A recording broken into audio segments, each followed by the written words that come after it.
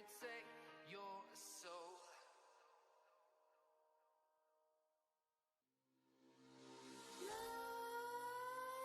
Nightmares creep while you and me repeat.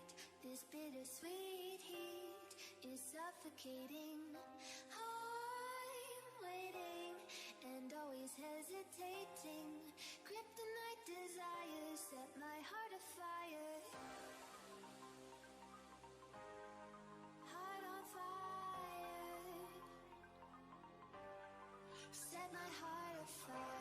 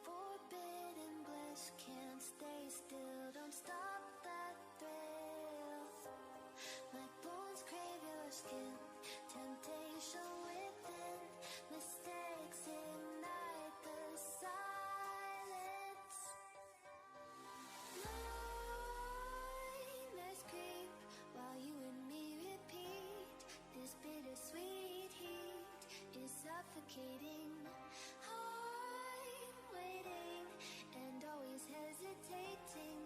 Kryptonite desires set my heart afire. Heart on fire. Set my heart afire.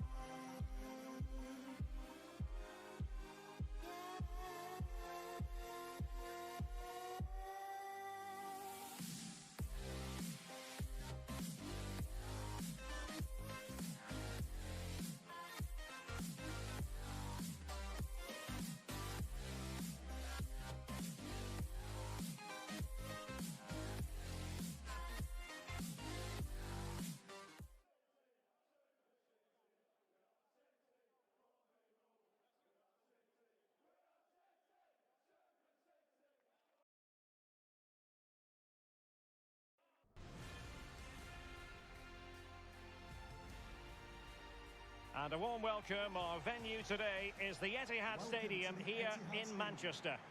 My name is Derek Ray, and with me for commentary is the former Arsenal and England fullback Lee Dixon. And it's all about action from the Premier League in this case. It is Manchester City facing Brighton and Hove Albion. Yeah, thanks, Derek. Both teams will no doubt be looking for a quick start. So important to get focus from the off. Really looking forward to this. Hopefully it won't disappoint. I must say, I think it's impossible to take your eyes off Kevin De Bruyne when he's in top form. And Lee, so much to like about the Belgian and the way he goes about his business. Absolutely. I'm just trying to think of a weakness. I'm not sure how good he is in the air. Heading, he probably can still head the ball, but everything else, left foot, right foot, sees a pass, scores goals, energetic, vibrant, hungry. I could go on all night long. Complete player. Good luck. Good luck.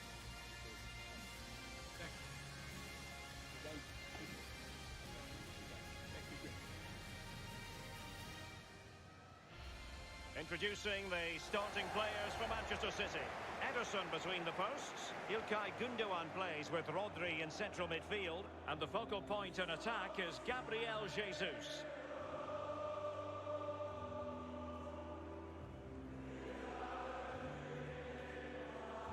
And the team selected for Brighton and Hove Albion. The wing-backs are going to be crucial in this setup. You've played in that position, Lee. Yeah, I didn't really like it. And we always thought when we were playing against five at the back with the wing-backs exposed like this in this formation, that a 4-4-2 can really create a 2v1 down the side. So keep your eye out for that. And the three narrow midfield players supply the support for the two forwards up front.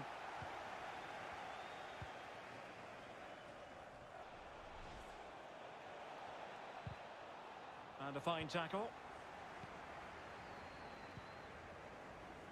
Joao Cancelo. Rodri.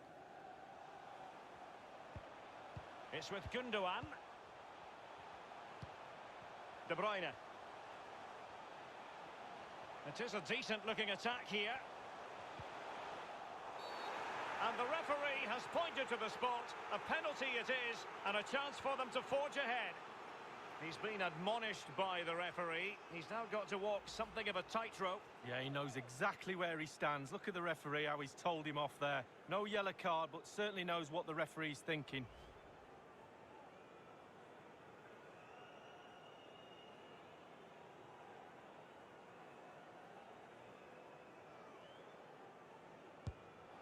And he's missed it from the spot. Good heavens. Well, we've all been there. I don't know if you have, Derek, but I have. And he's missed, and it's a terrible, terrible chance to let go. There's a good reason why I haven't been there, Lee.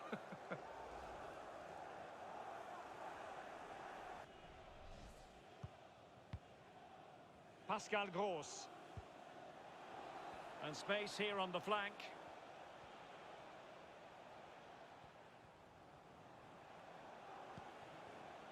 Mopé.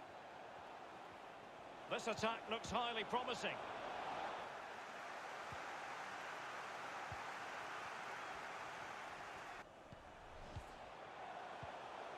De Bruyne. Mahrez. Excellent ball over the top. Oh, it's off the post. Not messing around with that clearance. Well, not giving him any breathing room. Rodri. It's with Joao Cancelo. Well, I suppose, Derek, technically that's as... Well, good clean catch by the keeper.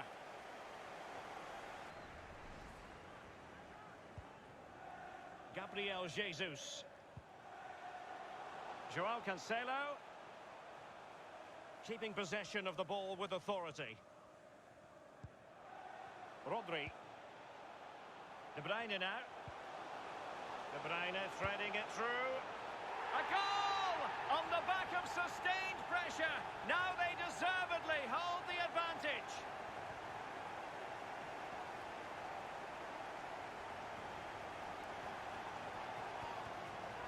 Well, here's the goal again, and it's a great ball to put him through. There's still a lot of work to be done, but the keeper presents the near post on a plate, and he's punished.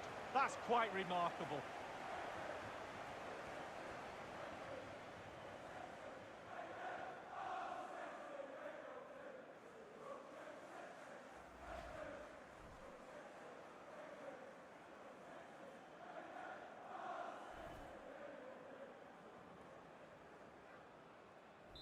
The opening goal of the game then. Neil Mopé. Here's Gross. Lallana. Shielding the ball superbly. March. Can they get in behind them?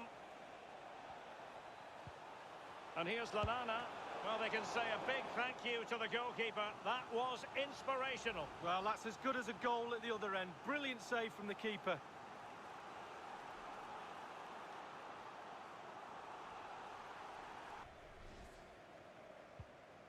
Mopé. Good technique displayed. Well, the attacking options appear plentiful.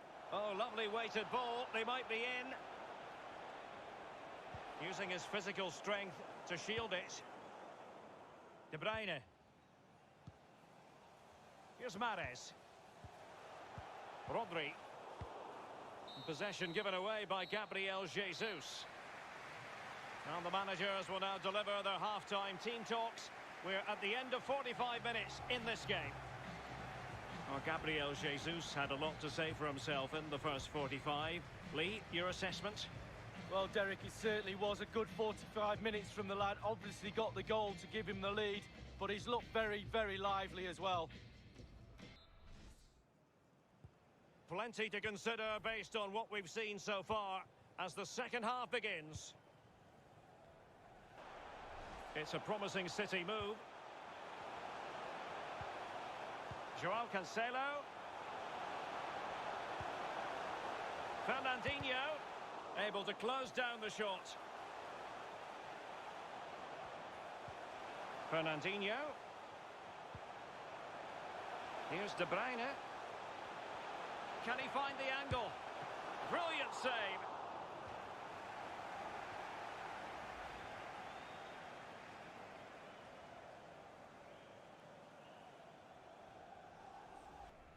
Alexander Zinchenko. Looking for Sterling. Will he play it in? Good technique displayed.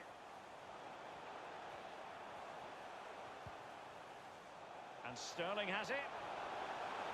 Doing well to keep possession. Rodri. Mahrez. And this time, it's in! Well, the offside flag has been raised. No goal. Well, it was close, but he just went a little bit too early.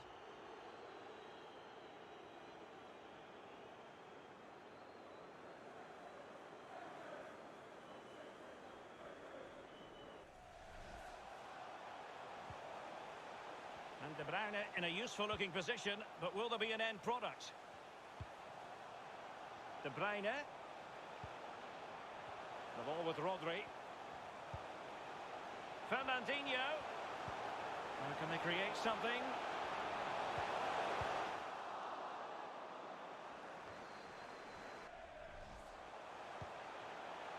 And Torres on the ball.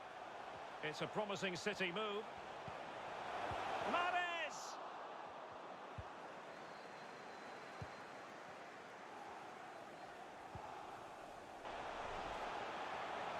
Well, strong play here. De Bruyne.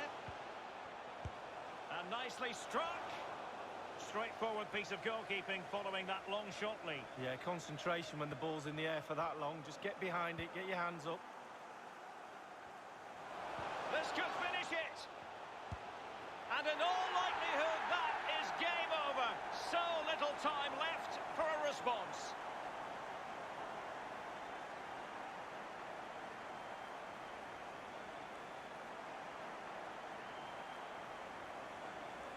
Well, we're going to see the replay. The goalkeeper won't want to see this again. He gives the ball away. Still a bit to do, to be fair, but it's his fault. Well, let's have another view of that goal.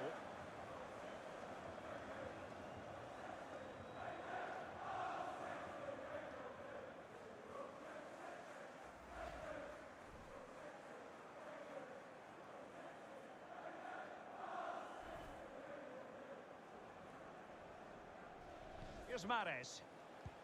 Excellent ball over the top.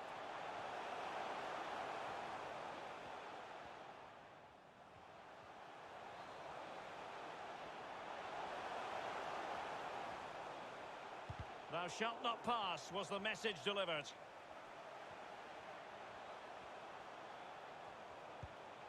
That's a well-struck pass. Can he take the chance? And a goal to settle the issue once and for all.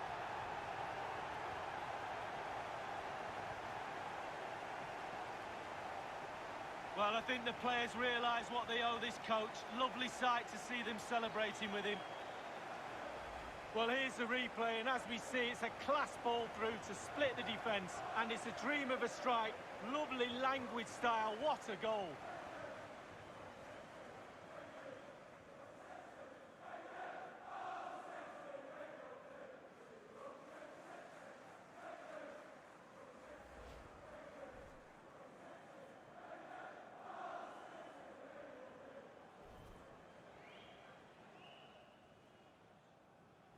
Well, as they restart the game, it's fair to say the gulf in quality between the two sides has been huge. Can they take advantage? Physically strong and secure on the ball. In position! It has to be, surely. De Bruyne, he's protecting it effectively. He's very adept at protecting the ball. It's there for him. Brilliant, crisp and clean tackle. Can they survive? It needs an accurate cross. Excellent assessment of the situation at the back. Well, the conditions look pretty good for the counter-attack. Well, there's the final whistle, and Manchester City have come out on top in this game. Lee, your verdict? Well, it must be a dream as a striker to play in this team. They create for fun and have a lovely attacking style about them. Clinical finishing today as well. Kevin De Bruyne, incisive and influential. Lee, how would you sum up what you saw from the Belgian? Well, he played well, scored a goal. What a good performance from him.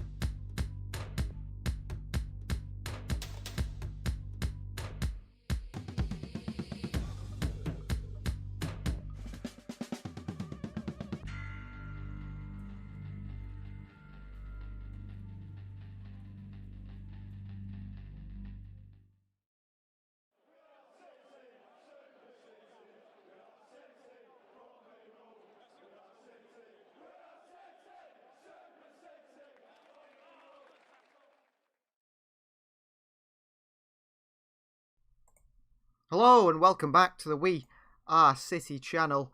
You've just been watching our FIFA 21 Predict series, and they've predicted a 3-0 win against Brighton for Manchester City today. Apologies for the graphics today.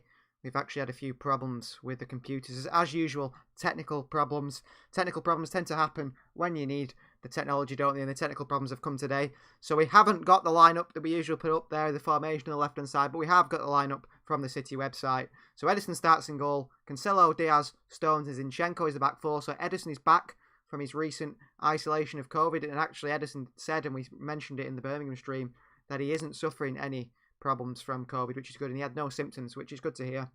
Cancelo at right back again. He starts ahead of Walker, which is, I think, perfect. City have been playing really well with Cancelo at right back, and I think he should be the first choice right back now for City. His movement into that midfield has been really good, and the way City have been playing this new fluid formation without strikers, and we've gone with that again today. Diaz and Stones, the strongest back line in the Premier League by far. Zinchenko at left back, who's probably at the moment a better pick than Mendy on that left-hand side. Rodri, Gundogan and De Bruyne, we're expecting these to be the midfield three. Gundogan and Rodri holding with Kevin De Bruyne, the captain, in front, roaming about. And then Riyad Mahrez on the right, possibly Bernardo Silva or Foden on the left. Or it could be one of them through the middle playing as the false nine.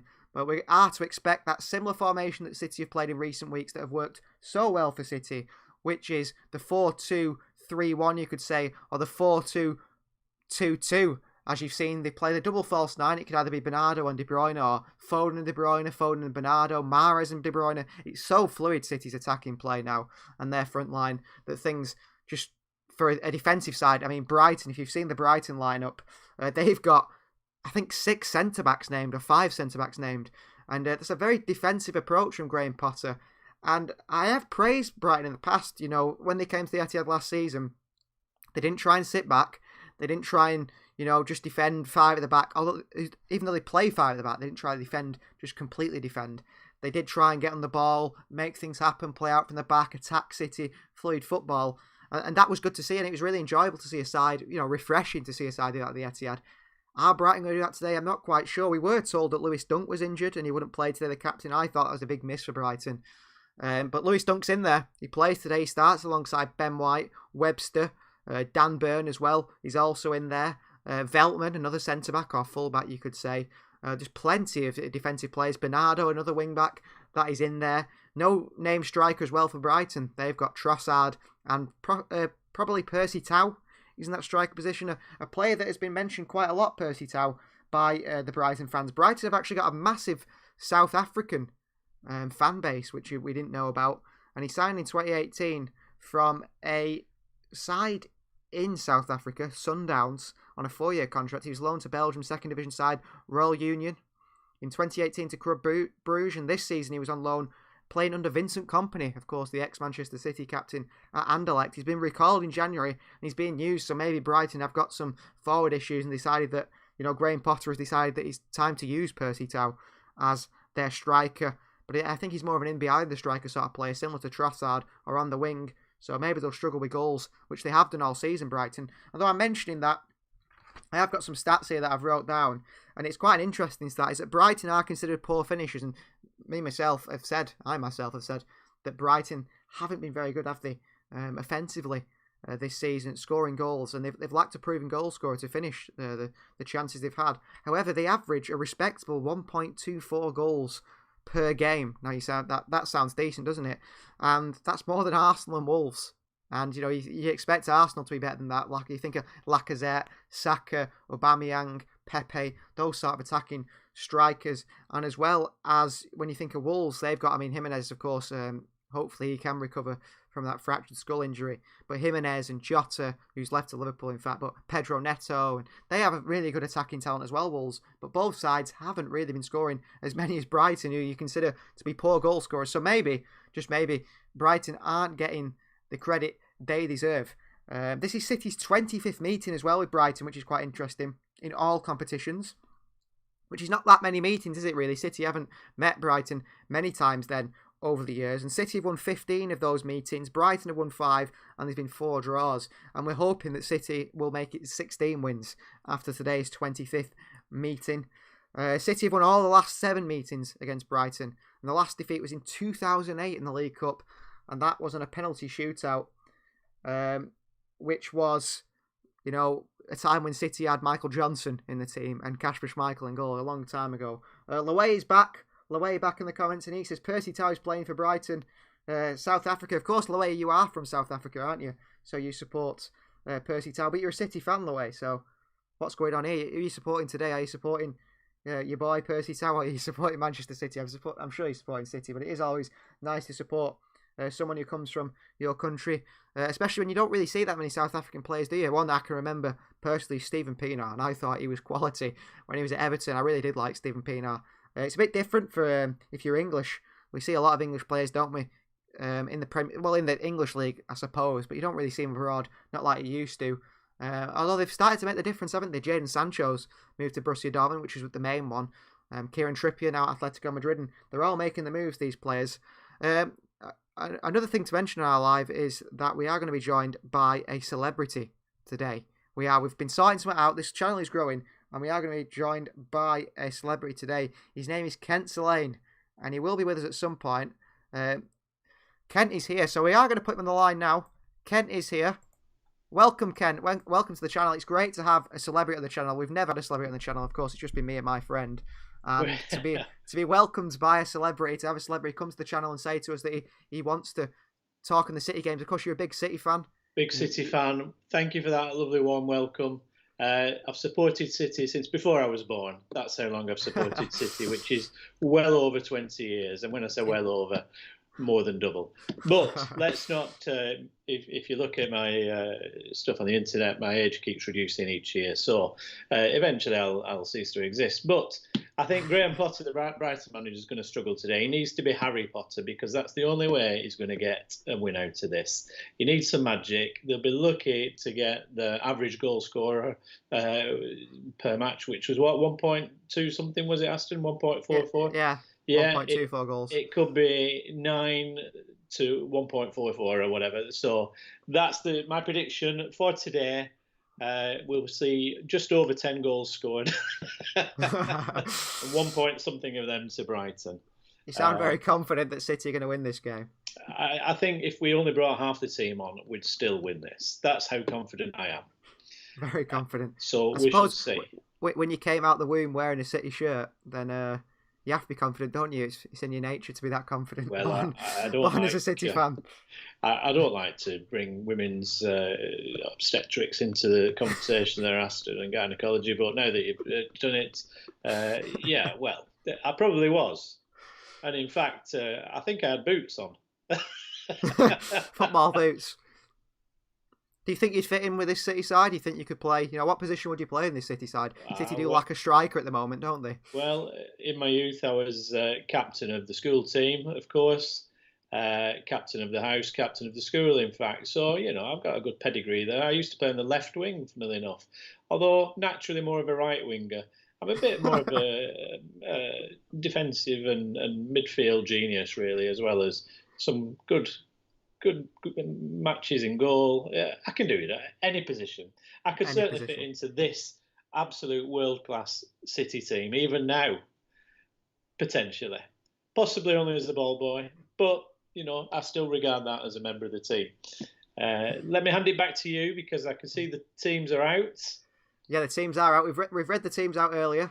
Brighton of Albion's team. An interesting one in goal is Robert Sanchez, who is... I've actually seen him play live. I went and watched Newcastle play, and he played for the opposition Rochdale in a game in the FA Cup. I think it's before the lockdown. I think it was the start of last year. And I remember, the friend I was with actually during the game said, this Rochdale keeper's not too bad. He said, yeah, he's all right actually. 2 seconds later, he passed it to the Newcastle player who put it in 1-1. And then I think he dropped the ball the next goal and he got subbed off at half-time. Wow, that doesn't happen very often. No, so hopefully he has that sort of game for Brighton today, Roberts. He's only young, I think, the Spaniard. He's only quite young. No. I don't know where he came from to sign for Brighton. He could be through the youth team, I suppose, but... He is a sort of goalkeeper that is sort of a dodgy one. And City had one in Zach Steffen. I don't know if you saw his performance against Birmingham City, but he couldn't seem to catch anything either. Dear, oh dear. Yeah, and he's picking up the back pass as well. Against Chelsea, yeah. He was just trolling them. But I think I don't want to wish their goalkeeper, Sanchez, a bad match, but he's going to have an aching back with picking up the ball out of the back of the net, I think, by the time this game is over. So I suggest that he gets his wife, girlfriend, or some family member to prepare the liniment to rub on his back. Well, Kent's predicting a big score, and you guys also always have your predictions in the live chat. Gary's gone with a 4-0 win predicted, and he's actually remembered the kickoff time today. Gary forgot the one. He only saw the second half, didn't you, against Birmingham? But you've predicted a 4-0 win for City today. And Laway, what's your prediction? Anyone else's prediction? I'm going to go with, I think, a 5-0 to City. Kent, you've predicted the big scoreline. You did go with 10-0 just at the start there, but are you going to rethink that? Or are you going to go with a 10-0? No, I didn't. No, if you just cast your mind back there, it was 9 to City and 1 point something to Brighton, just Brighton. To achieve their, to maintain their average goals per game of 9-1. So a 10-goal game, but most of those to City. Well, I was saying before, Brighton's team actually has, I think, around 5 centre halves in the lineup. Well, that's not enough. I think we need a few more. They're very, very confident in City's attacking play without the striker. Although they have been really good, haven't they, in recent weeks, the way they've played. In my opinion, Aguero's been fit, but he's just been resting. He said, "We don't need you. They don't need to risk him yet. Have a party." Well, the referee today, a little fact, is on Darren England, the referee. It's his first ever City game as referee. So hopefully he has a good one. Maybe he's one that the City fans will actually like, because I can't think of any referees that City fans do actually like. Oh. None of them seem to be up to the standard of the Premier League. When VAR, everyone thought that everything had changed. That's not been the thing, has it? It's changed for Manchester United, however. They seem to get all the goals at the moment, all the penalties, all the decisions. You can set your watch by when Manchester United get a penalty if they need one. Definitely. And if people don't know, Ken, he is a comedian, if you've not guessed already. Whether it's a good one, that's up to your opinion. He has hosted radio shows as well. He is from Manchester. He recently moved down south to join the Manchester United fans, despite being a City fan. But it's good to have Kent on. I do know him personally, and it's good to actually have a celebrity on the show. Who would have ever thought that the We Are City channel would have a celebrity on? But we have today in a comedian, and hopefully it makes the stream very interesting for you guys, and he comes up with plenty of jokes. I'm sure he will do. He can't help himself, really. And the game has kicked off, if you haven't noticed. If you want to time up your score, your time with our time, we've got 1 minute and 15 seconds at the moment. You can time your stream up or your game, how you're watching it. It's on BT Sport if you're in the UK.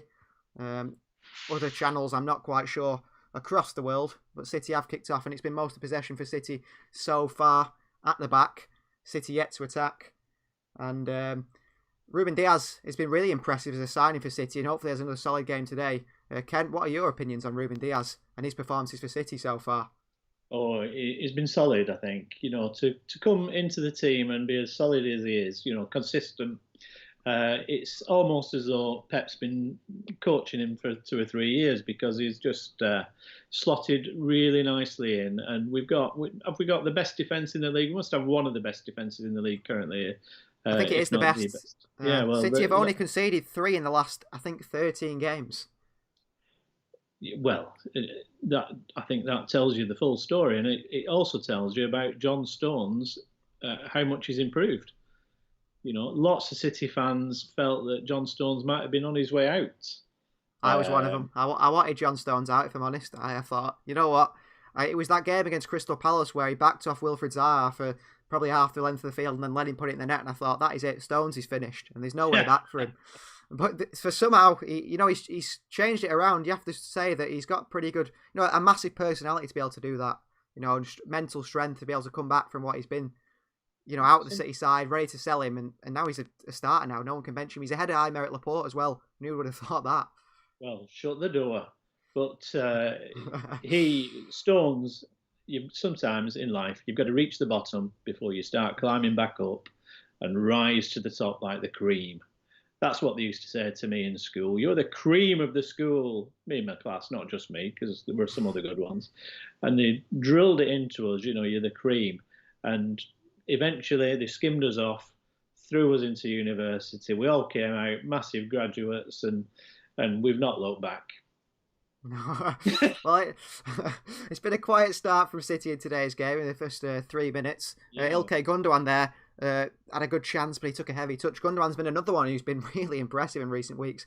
And I know you've not always been the biggest fan of Ilkay Gundogan, like a lot of City fans, but you have to say he might have changed people's minds over the last few months. Yeah, I've not been a fan of his for quite some time, really, but he seems to affect the game now in a good way, more than he has done going back over the last season or two. So I'm getting more and more impressed, but he still does have those games where you think, oh my God, what are you doing? Get him off. Yeah. He does nothing but give the ball away. Yeah, exactly. And that's nothing. That's all that Brighton has done in these first few minutes. City, there's nothing exciting happening in these first 4 minutes of the game. It's been pretty much Brighton and City trying to make something happen and passing backwards. But the models have just arrived here, and we're all about to watch the match together, and the halftime entertainment is all sorted. Oh, great. For the show. Not for the live show, unfortunately, everyone. No. Only for Kent there in his penthouse. Exactly, yeah. And Ilkay Gundogan, I think one thing that's made him look so good at the moment is he's playing quite a forward role, more than usual. He's been deployed as sort of a deep line midfielder most of the time for City. In these past 2 months, Pep's given the freedom to go forward. And we've been saying on the stream, he's been sort of bringing up his inner Cruyff. Johan Cruyff sort of Ilkay Gundogan, getting into the box and scoring goals and being in and around the box, which he's not really done for City before. To name Gundogan in the same breath as Cruyff, there isn't a comparison. Johan Cruyff was the cream, wasn't he, again, just like myself. In fact, I have a feeling he modelled his play upon mine from my school days, despite him being older than me. But, I was going to say, what does that say for your age? Well, again, you're only as young as you feel, Aston. Kent is around 90 years old. Yeah. I was. Go and check out his Wikipedia, everyone. Kent CELAIN. You tell me how old you think he is. We'd have actually had a picture of Kent on the thumbnail for today's game to showcase that we had a celebrity on the show, but unfortunately my laptop decided to stop working and we couldn't put that little thumbnail design on for Kent. But he considers himself a good-looking guy. You'd know by the pose on the picture he sent us. Not just me, yes. It's when you get banners put up, in the streets, just saying, Ken, you're so good-looking. Please come and talk to us. Please throw something at us. I think that's what and I do. I'm happy to throw things at people. Food, plates, you name it. But I think going back to the match, I think Pep knows exactly what to do with this game, and I think great bit of skill there by Mahrez. Well, that's the novelty. Mahrez is another one that's not one of my favourites. Well, City are on the attack here, though. He brilliantly took it inside. Oh, Gundogan's in the box. He's been pulled down. It could be a penalty. It's not. Zinchenko with a shot. Cleared away. First attack for City there. I actually do think Mahrez, he shows glimpses of, the player that you think he is, but also, like you said, he can miss a few chances, can't he? And sometimes he's not so clever on the ball. He tends to give it away in silly areas. Frustrating. I remember we had Jesus Navas, another frustrating player who played, similar position to the one Mahrez seems to adopt these days. And, you knew what he was going to do. He was going to cut in from the left and then, cross the first man. Hit the first man or miss all of them. So Mahrez is a bit more canny with the shots and the weaves and things like that, but the end product isn't good enough. No. And he doesn't. He's selfish. He doesn't pass when he should pass. I think that's my only problem with Mahrez is his selfishness sometimes. But I think as a forward, Brighton are in with a really good chance here. Propper's had a knock on, and Brighton are in. Kent's prediction could be right with 9-1, although it's a really poor crossing by Propper and City back in possession now. You could have been on for your 9-1 prediction there. Well, I would get the point too. That's my. That's what I'm worried about. I've got £50 on that. Just half across the line.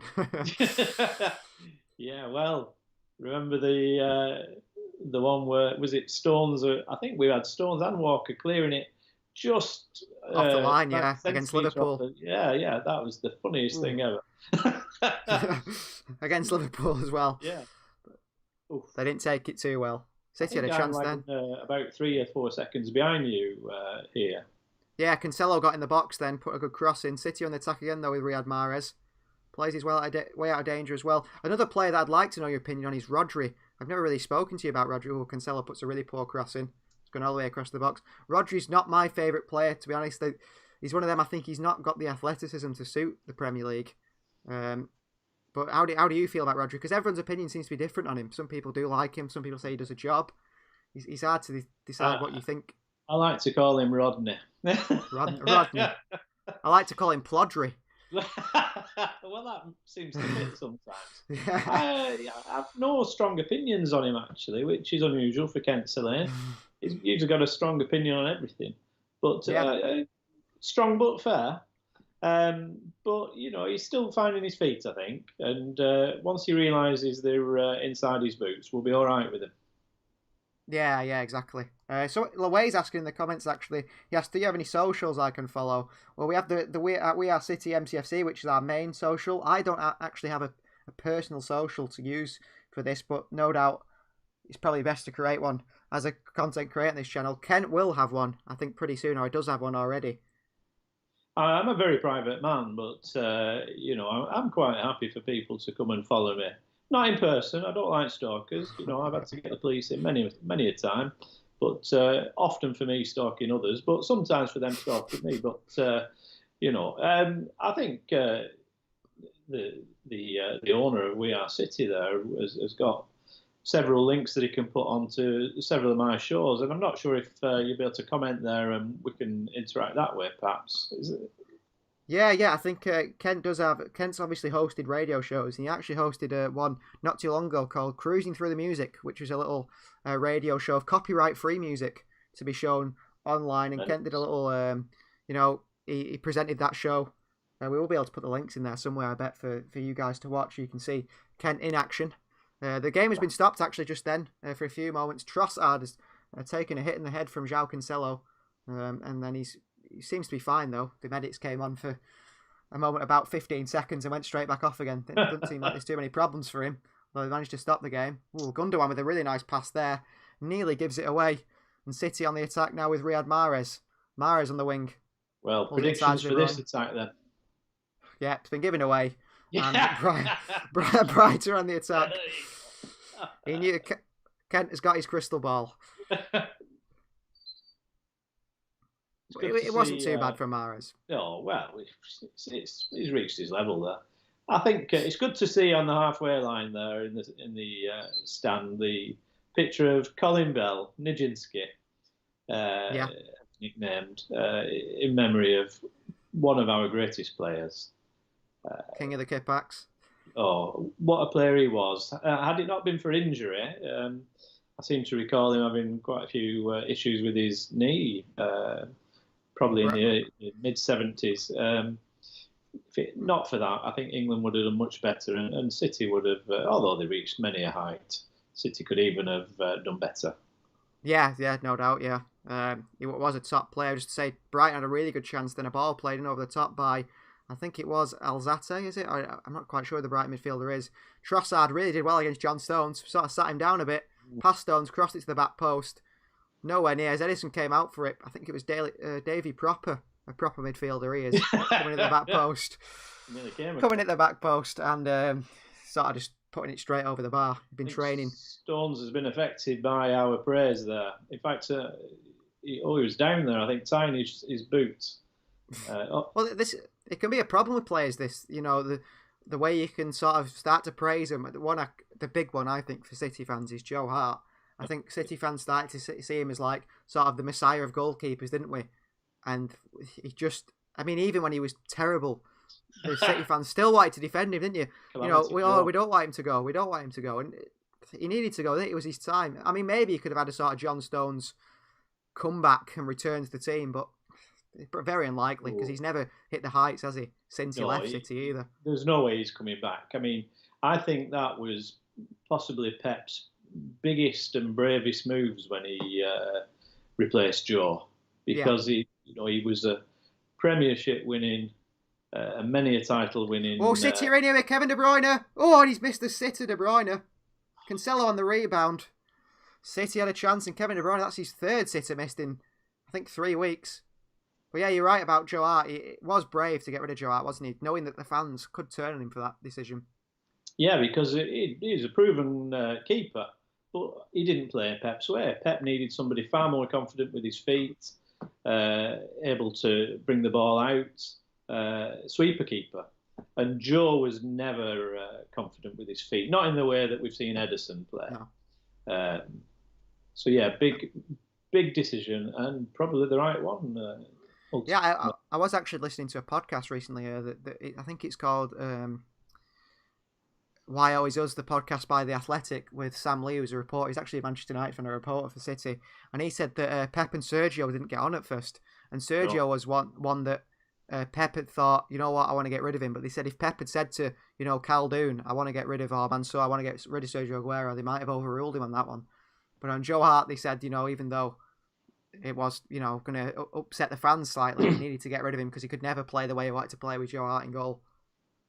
Yeah, it was a bit of a slow process getting rid of Joe because there were videos of them arguing together. Yeah. Lots of rumours going around, and then it took some time. But so it wasn't a sudden move, which would have shocked everybody. It was like you could see it coming down the line. You knew what was going to happen. Yeah, he did actually play, didn't he, his last game in a Champions League game. I remember being there, and they made him captain for that game just to play his last appearance in front of the fans before. Was I at that one? Yeah, I think you were. Yeah. So, well, that was nice to do, wasn't it? It's the right thing to do, I think. Yeah. Wasn't it really? Like Toure, I know of all his problems that Toure brought to the club as well, but he was a top player, weren't he? And deserved to get a send off. When he put his head down and started running. No, yeah. You just could not stop him. You knew where he was going, and usually the ball ended up in the net. That ball used to stick to his foot. Yeah. He'd turn round and round and round. He'd weave in and out. Defenders all around him, and the ball just stuck to his foot. I think probably using some illegal substance to keep it there, maybe a magnet and glue. But unbelievable. I've not seen a player like him. Very different. Massive feet on him, able to curl them right round the ball. Superb player. Yeah, I think one of the best midfielders ever in the Premier League. I think he's very disrespected really by Premier League fans when they're saying about Paul Scholes and Frank Lampard and Steven Gerrard. I think he should be in that conversation with them players because I think he has, along with Frank Lampard, he's the highest scoring midfielder in a single season in the Premier League. He scored about 20 goals in that season under Pellegrini. Yeah, I remember Frank's best goal. That one against Chelsea. Yeah, for City against Chelsea at the away end as well. Can't top that. He didn't celebrate though, did he? No, but we did. You'll have to just excuse me a minute. I've got the champagne to pop. No worries. No worries. City are on the ball here. Mahrez. It's a poor pass there by Riyad Mahrez again. And Brighton back on the ball. Brighton have not been too bad in this starting 20 minutes or so. They've been decent on the ball. But they've given away the ball a few times as well, which is a problem. And that's why City have really controlled this game in the first 17 minutes. Kevin De Bruyne had a fantastic chance, didn't he, early on?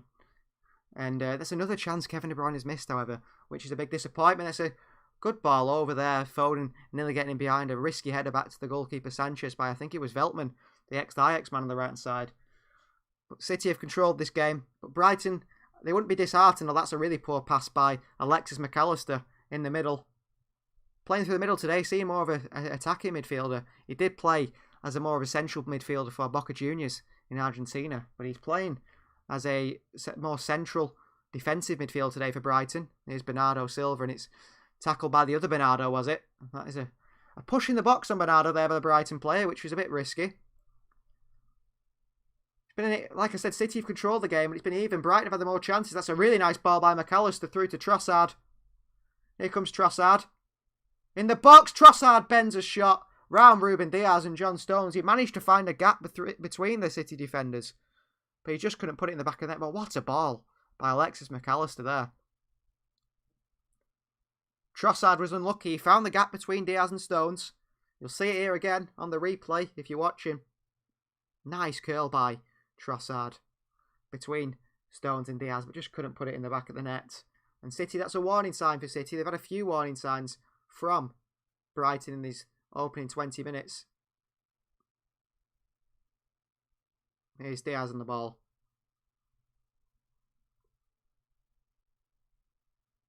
And it's good to have Kent with us today, Kent CELAIN. It's great to have him with us. He's doing a good job. He's used to these sorts of scenarios, commentating, of course, as a radio host himself. You may not know him, but you will know him after this live stream, I'm sure. And I'm sure he'll do plenty of more live streams with us if he's free and his schedule allows him to. And Mahrez has just won a corner here for us. A few step overs against Dan Burn and managed to get past him.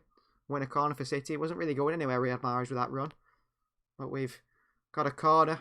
And City have got some big men, but Brighton definitely have got some big men. Number 33, Dan Burn, who just gave away the corner. He's a very big man. I think about 6'6", 6'7". One of the tallest players in the Premier League, along with Yannick Vestergaard. They've got Webster, who must be 6'4", 6'5". Foden swings the corner. It's a nod on by Rodri to the back post. De Bruyne with a cross in. It's into the hands of the goalkeeper Sanchez. But not bad by City. And Sanchez, I can see why they're playing Sanchez. Maybe Matthew Ryan is injured, but Sanchez does have a really good ability on the ball to play it around. And that was a really nice pass out by Sanchez. He's unlucky not to find Percy Tau, the South African. City back on attack again with Riyad Mahrez. Percy Cow there, Aston. A bit like Percy Pig. Percy Tau, the South African. Actually have a big South African fan base, City, which I didn't know about until we started this channel. Plenty of South Africans fans have come in the live chats and said how they are City fans, and Brighton seem to have a big South African fan base as well, as we mentioned at the start of the game, which is something surprising, really, that you wouldn't know of, really. You always think of the fans all over the world, but when you think of your club, you only ever think about the local fans, don't you? Or the fans nearby. Of course, fans can be anywhere. I think it shows you the wisdom of the South Africans, really. Support but City. I wonder if they're into sort of the Premiership because of sort of links to England and Britain. Yeah, perhaps, I know a lot of people emigrated to South Africa from the UK, so maybe that's there's been a link there for many a year. Yeah, I suppose it depends on the quality of the league as well. If you think about it, like a lot of Americans, you see them supporting Premier League sides because the MLS isn't really up to the quality they want. No. The Premier League is sort of, they speak English, it's sort of suits them to watch the Premier League. The Premier League is considered one of the highest leagues of the world. This is a great ball by Kevin De Bruyne in behind Zinchenko, which is overhit. But yeah, there's lots of connections between England and South Africa and the US. And I know we have a big fan base from South Africa on this channel, it seems. And a big fan base from the UK as well. And of course, we are trying to be worldwide. We support all our written content in Spanish, German, Hungarian, and French, in the hope to, if I find the Spanish and French and Hungarians or German fans of this club or just fans of football in general that want to enjoy the channel. I know some of our backroom staff are Hungarian with Hungarian links there. Oh yeah, We Are City. So yeah, it does help to have a mixed bunch of staff. Yeah, exactly. And we knew that, of course, if we wanted to appeal to those people, we need people who speak those languages. Otherwise, it'd be very difficult to communicate with people and contact people. And I don't know, only at the channel, not only at this channel, but not in real life. I suppose the German and Spanish expert, but I'm still not at a level where I think I could really have a good conversation with people. I know that you're pretty good at French, aren't you? Yeah. Yeah, French is your language. Ich bin ein Parisian. Yeah, I can certainly get by in Germany and in Germany, in German as well. Yeah, also in France. I'm struggling with my Icelandic, but I'm not too bad. No, yeah, the languages are definitely something I think I encourage people to learn. I think it's something to explore new cultures, just conversations with people, be able to speak to people all over the world. We have this sort of idea over in England that everyone should speak English. Mahrez has swung a ball into the back post. It's Ilkay Gundogan. Oh, and City should score. Mahrez swung a ball in there to the back post. Oh, dear. I'm surprised Foden didn't get his foot on the end of that there. He didn't seem like he had the anticipation for, jumping in that Gundogan's going to cut it back to him. Yeah, I'm struggling here with just lagging behind you by about 4 seconds. So you were telling me what's happening just as it's happening. Yeah. That proves you knew what kind of player Riyad Mahrez is, because you're 4 seconds behind when I was saying Riyad Mahrez is on the ball, and you knew he'd already lost it. Well, Mahrez is usually 4 seconds behind the player, really. So it fits in. No, you have to be careful calling Mahrez, because he has a big fan base in Algeria, and they like to give out some abuse to the Algerian Mahrez fan base for whatever reason. They don't like you calling him. A few people on Twitter, City fans, who said, "Oh, Mahrez didn't have a good game today," are swarmed by thousands of Algerian fans. Well, he's got a lot of talent, which is why City bought him from Leicester. And they were up against a lot of teams who had interest in him, and you can see why. Yeah. I just don't think he's shown it as consistently as he did when he was at Leicester. And perhaps the reason for that is he hasn't had as many games. He's not as consistently in the team. No. He's the main man at Leicester, wasn't he, though? With Vardy. At City, a lot of players have these problems where they're the main man at a team and they come to a bigger team and realise they're not so good when they get in a big team. I mean, Wilfred Bonney was a superstar at Swansea, and I've never seen a worse player for City, I don't think. Yeah, I was just thinking, I think he's probably my least favourite player of all time there. And I've seen some bad players at City over the years. He plays for Newport County now. Well, shows how far his career has gone downhill. He's paid by him. City are on the attack here. De Bruyne with a great ball over the top to Mahrez. Oh, and he miskicks it with his right foot, Riyad Mahrez, and tries to put it in. It's better on his left, isn't he? Yeah, much better. It's a good ball again by De Bruyne. De Bruyne seems to me that he makes everything happen. And he gets very disappointed. I think he's let down a lot by the forwards in City's team, not finishing the chances. But he doesn't finish chances either, does he? I mean, he missed the sitter already in this game. And he missed one in the Birmingham game. He missed one in the game before that. And it seems like the whole squad have a problem with finishing at the moment. Yeah, do you know, Kevin seems he needs to be fired up. And sometimes he's not fired up. And when he's not, he plays badly. Yeah. When he's properly fired up, and because he went, over Christmas, and he looked tired, and nothing was coming off for him, and you could see in his face he was frustrated. Brighton have got a chance here. Gundogan's give it away. It's a free kick. Originally, Percy Tau had burnt past Zinchenko there. who has absolutely no pace, but probably still quicker than Benjamin Mendy. He gets past him. It's a chance, but Diaz clears, and then Gundogan's fouled as he tries to clear it. But Brighton are looking dangerous at times, you know. I think it is the pace that they possess in that forward line with Trossard and Percy Tau that is causing issues for City's back line because, what a ball by De Bruyne with the outside of his boot. Foden can't get the end of it. City are looking dangerous attacking-wise. It's a free kick here that the Brighton player is not happy with. Darren England has given a free kick here. It's a beautiful pass by De Bruyne, the outside of his boot through to Foden. I'm liking this referee. Well, he's given a back pass here. Oh. That's never a back pass, is it? Oh.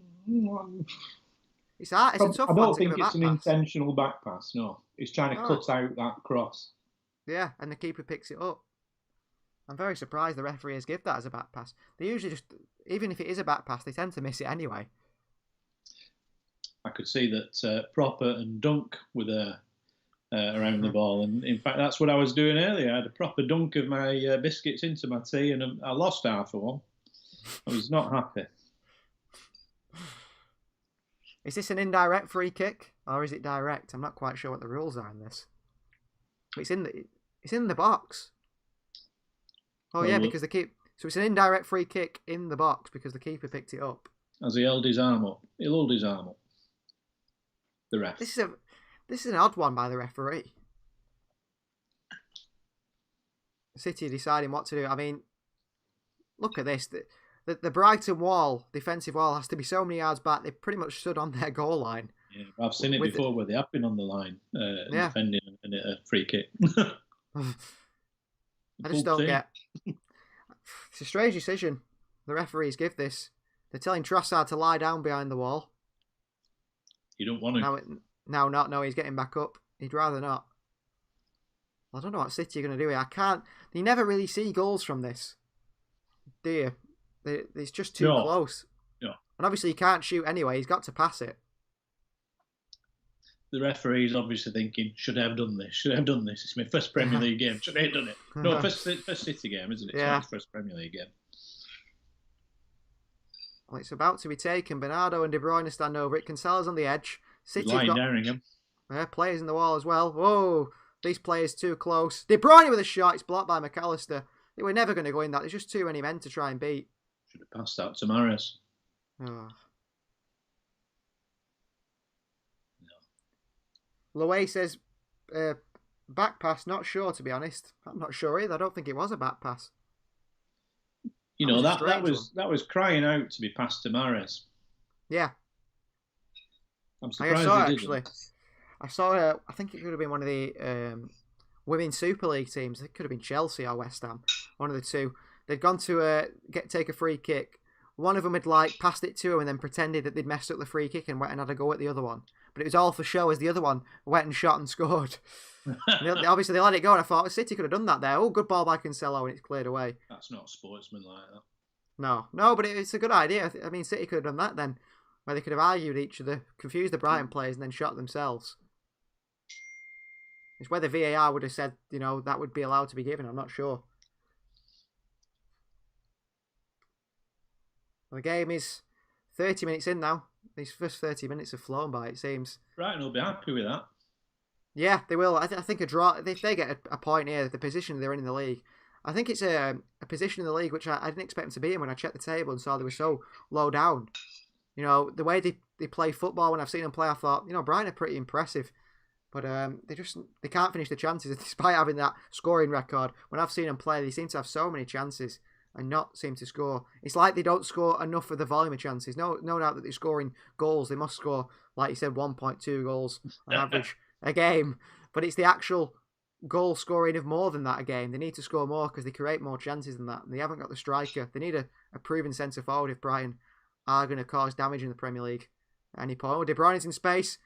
Oh, and De Bruyne with a shot. It's onto the chest of Webster, I think it was. Brighton go to counter again. This towel looks very, very good. He's just sat Zinchenko down as he bursts past him. Then plays it inside to Alexis McAllister. Davy Proper. It's a 3v3 here. City are flooding back the blue shirts. Cut back and Ruben Diaz blocks it back to Ederson. But Brighton have looked dangerous. More dangerous than you expect them to be. I agree with you, actually. Some teams never even get near our goal. No. Let alone have a chance on goal. But it's notable that we've got Edison back in goal after his little COVID issues. So, we've got some good experience there. We should be quite stable. Should be able to cope with anything that they throw at us, unless it's a stick or rock. Well, Foden's in behind here. How many City games have you seen, though, where the opposition, like you said, have never had a shot on goal? Never even had Edison's been so quiet. Oh, Mahrez nearly picks that one up. It's knocked away for a corner. I think Burn just got his on that. I think we've been at games where Man United haven't had a shot on goal. Yeah, when definitely. Rooney was playing, I think I stopped Rooney playing that day by giving him some abuse out of the tunnel. Not abuse, I just mentioned something that he wouldn't have liked to have been reminded of, but it wasn't my fault he was doing that.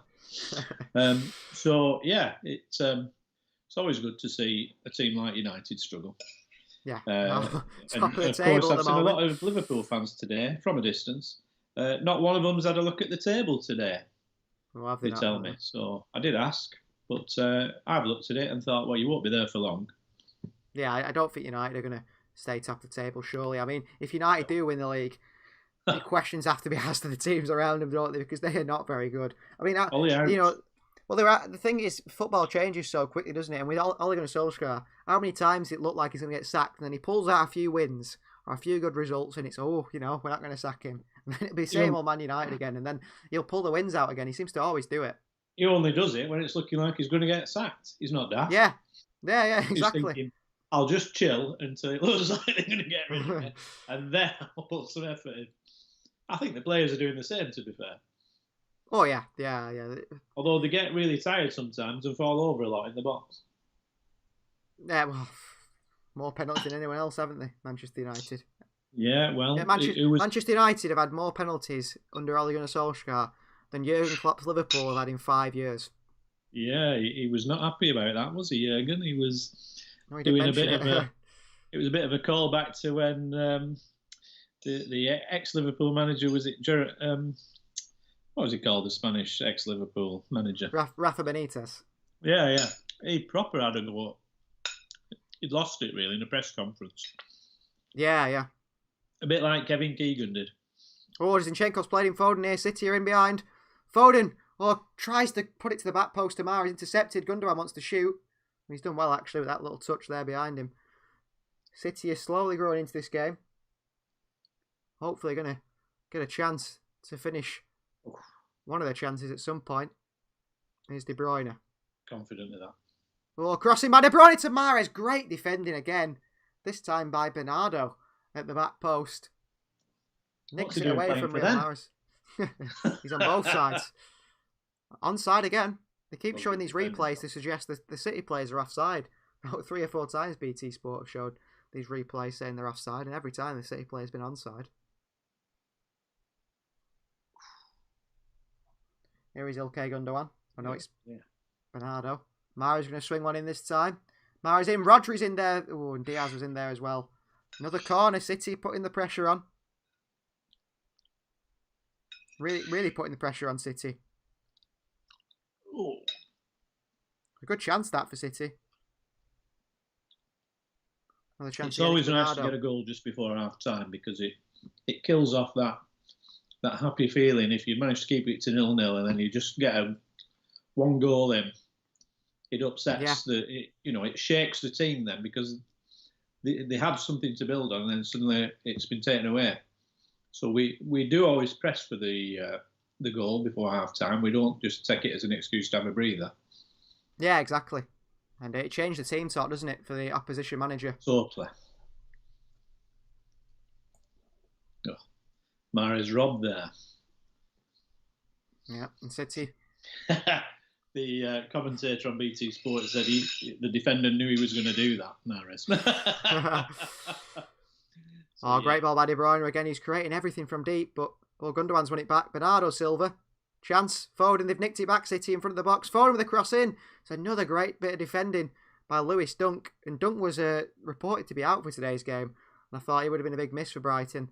because he just seems to one of them those defenders just throws his body in the way of absolutely everything, and he's done it again there. He is fit to today's game.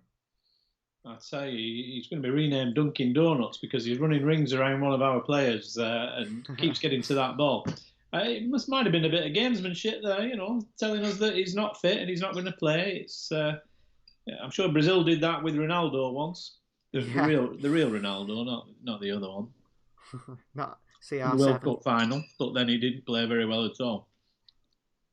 Well, a lot of sides tend to do it, don't they? Report the players injured and then put them out there. Here's Foden. Because it spooks if it's a player that the other team don't want to be playing against, it gives them a bit of a spook and a shock when they find that they're in the team. Foden had a really good chance there. He crossed it into the back post. Riyad Mahrez wasn't there. I don't think he expected it to reach the back post. And Brighton play out of danger. And City win it back. I'd be interested to hear what our Algerian friends think of Mahrez's performance up tonight. I wouldn't like to ask them, to be honest. Yeah, well, they're welcome to comment. They'd be calling someone else. It wouldn't be Mahrez's fault. I don't think he's had a bad game, really. He's lost the ball a few times, but he's trying to make stuff happen at least. I think the worst player on the pitch at the moment is Zinchenko, who's been defensively poor, though. He's won the ball back here, Zinchenko, and plays it wide to Foden. Foden with a chance to cross, and he's taking it too far. He hasn't got the physicality to take on the centre-backs in that sort of way. No, he's not a physical player, Zinchenko, but what you might not realise is he's a Ukrainian player, and it's actually New Year's Eve in Ukraine at the moment. So is it? I'm sure he's celebrating, or he will be after the match, perhaps. Let's hope for a victory and for New Year's Eve, because obviously they follow I think it's the Julian calendar, isn't it? I'm not sure which one it is. So in fact, big day of celebration for Orthodox Christians there. But going back to what you said about Mahrez, you said he's not had a bad game. He's only lost the ball a few times. I think that says it all about Mahrez. He's trying to make things happen, though. Do you know what I mean? There's a few players out there. Cancelo's another one. He loses the ball a lot, more than I'd like. He's just lost here, actually, in front of his own box, and Diaz clears it away. We've got a chance. He did lose it, but he's trying to make things happen. Bernardo's going to swing one in. There, Bernardo, not ours. Yeah. And it's a corner. Gundogan wants a foul for earlier. But Brighton have got a corner. And same before, Brighton have got some big players. I mean, Lewis Dunk, Dan Burn, Webster. Who's the other one? There's another one, isn't there? They're all 6'3", 6'4" plus. So big players to get in the box now. I think that Dan Burn is 6'6". Threatening in the air, aren't they? When there's a ball coming into the box. Yeah, and they're happy to attack. Balls in the air. I think when you say Mahrez is trying to make something happen, Jack the Ripper was trying to make something happen. Doesn't make it good. Just a bit of historical throwback there. Crossing by Brighton, Ederson, strong hands. And he lays it after De Bruyne. City on the counter. Lewis Dunk is going to snap Kevin De Bruyne. He's trying to. He's gone away. It's Foden. He would try looking for it. It's Foden, one-on-one. Dancing inside. De Bruyne picks it up. Kevin, can he shoot De Bruyne? He can. And it's into the hands of Sanchez and palmed away. It's a chance, but De Bruyne, poor finish. City quick on the counter, though. Really quick getting up the field. Lewis Dunk, he were looking for that foul on De Bruyne. He left it to proper. The speed of that break. This is what tears teams apart. Straight from the keeper, and within a couple of seconds, you're up and shooting in the opposite box. Yeah, it's absolutely split Brighton apart, stretched them beyond the means. They were nearly sucking the rock dummies there with that one. If anyone doesn't know, Brighton, seaside towns in the UK, traditionally make a sweet called rock, which is very hard, breaks your teeth, and very popular. Everyone expects it to be from Blackpool, I suppose. That's not made from rock. Blackpool. Not made from rock. Not from actual rock, of course. De Bruyne just coming back to my previous comment, if I can. I'm not. When I compared Mahrez trying to do something, compared him to the Jack the Ripper, I'm not trying to suggest that Mahrez is a murderer. He's the murderer. I don't of the think city there's any attacks. comparison there. He's not that sort of guy. He's just a man who likes to stick the ball in the net rather than a knife into a woman's body in Whitechapel in London in the 1800s. A lot of controversy about who Jack the Ripper actually was and whether it was a royal or a surgeon. We'll never know, but certainly I think some of the murders that were attributed to him were not. What a ball by Mahrez. Cancelo. Oh, Burn, really good defending. Well, Mahrez there, as you call him. Wonderful little pass into João Cancelo, in behind Dan Burn. Cancelo did well to outstrength him, but Burn, very good centre-back play again by them. And Foden's going to take this corner this time. Mahrez has left it. Foden with a chance to swing one in. Possibility of a penalty there. I'm not If sure. it had gone down. Yeah, he got his foot on the ball, didn't he? Here's Foden. Well, yeah, I forgot we're not United. Yeah, Paul Pogba would have got it when he throws himself on the floor. It's a goal to Fernandes. Penandes. Yeah. Here's Rodri. Ball in. City aiming for Stones and Diaz, who are staying in the box here. A couple of big men. Here's Rodri. De Bruyne. De Bruyne's going to take on Webster here. It's a cross in. It's cleared away again with the chest of Lewis Dunk. Not a good cross in, that. Oh, no, it's Veltman, actually. The Dutchman. Previous one. No, I think... Sorry, I'm behind you. I was looking at the previous one. The previous cross, yeah.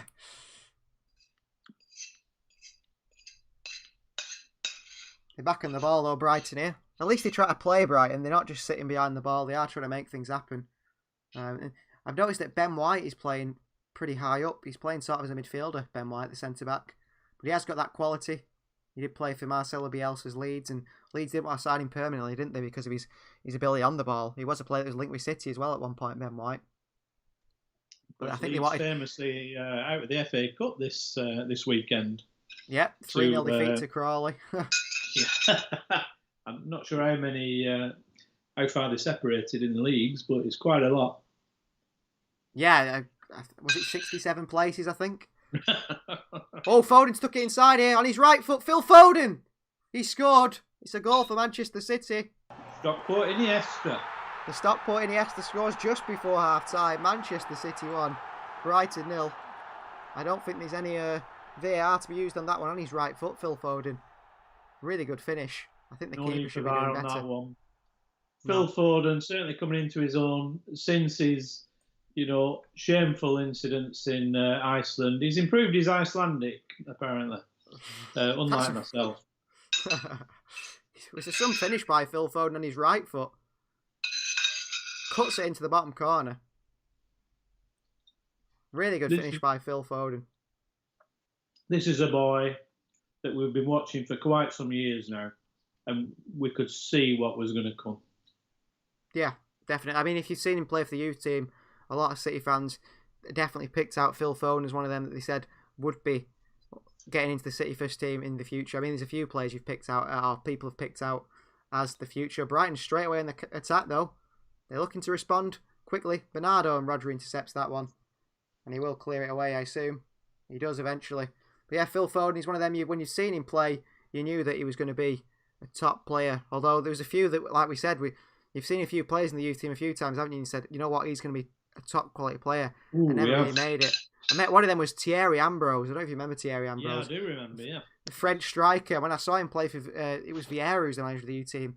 I thought, you know what, he is going to be in the City first team in a few years on the wing. He looks fantastic. And I don't know what happened to him. I think he picked up a knee injury, went on a few loans around France and places, and I don't know where he is now. I think Metz in France or somewhere like that.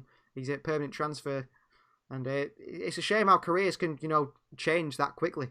Click of the fingers and that's it. Your career is changed. You're not going to be a first teamer at Manchester City. Such is life. You can be there and with the prospects staring right at you, and then suddenly they can just disappear or fade away. But City have probably got the best academy in the country, if one of the best in the world, I would say. Definitely, and yeah. So to succeed there, you've got to be special. Yeah, exactly. And it's just gone half time. So it is Phil Foden, a special player from City's academy, that has made it 1-0 at half time. City, one of the best academies in the world, and Phil Foden is proving we've got that. Kent, what is your summary of the first half before we go to a little break, before we come back for the second half? You know, it's a lot of teams come to the Etihad and they defend. That's all they do. They defend. And of course, they were set up with 5 centre-backs, I think, to try and potentially, on paper, to defend. But Brighton have certainly given this game a go. They've not let City dominate too much, although I think, you know, if we were to judge it, I think City have certainly been the better team. But Brighton have given themselves chances, and without creating chances, you don't get goals. So they're not out of this game yet. City just need to step up a gear or two and just finish off that final ball, and we'll move on. We're winning now. I can't see us losing. I can't see us drawing. I can only see us scoring more goals. I'm not sure it's going to be 9 versus 1.24. Might be 9-1, which will not be good for Brighton's goal average per game. But City win is predicted by me, as ever. But certainly Brighton not out of this yet. I'm happy that they're actually playing football rather than trying to just defend against our game. Yeah, well, a positive for the watchers is that the fact that Brighton are actually trying to go forward. So that's going to be it for the first half. We'll go to a little break as we usually do. You guys talk amongst yourself in the live chat. You know, give us some talking points, things to talk about for the second half. We're right back after this short break.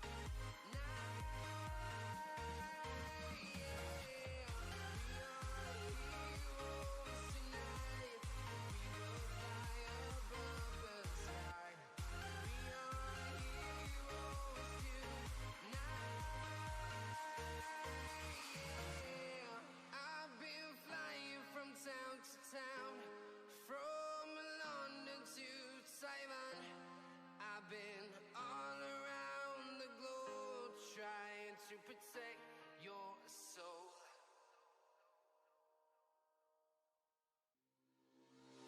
Nightmares creep while you and me repeat.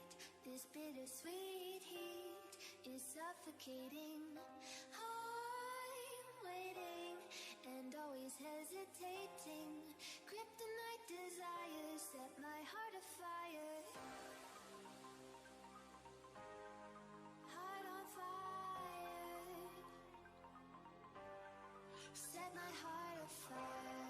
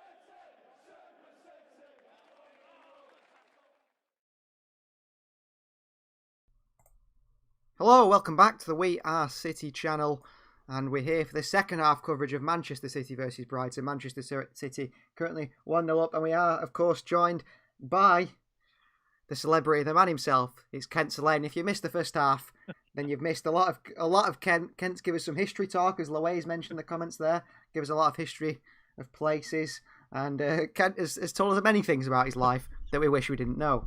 So, on to the second half now. Just reading your chats here. It's great to see so many of you people in the live chat. Loe says, fantastic finish. Now let's keep up pushing. That's after the Foden goal. Gary Ramsden says, at last. Andrew says, superb goal. Jay says, come on, City. And into the second half, they've got Loe saying, Pertau has had a good game, but Happy City is winning exactly. You've got to support your club, haven't you, Loe? Alex Marquinhos says, well, do you want to, does Kent want to answer that question? Oh, what's the question? Tell me what it is. I can't see it.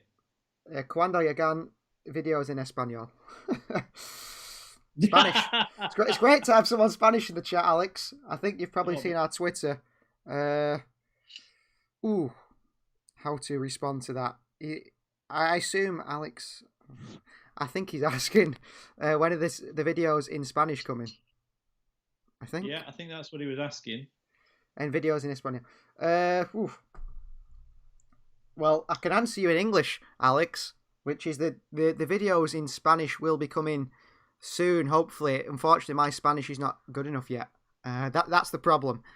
But we can bring out Spanish subtitled videos for you.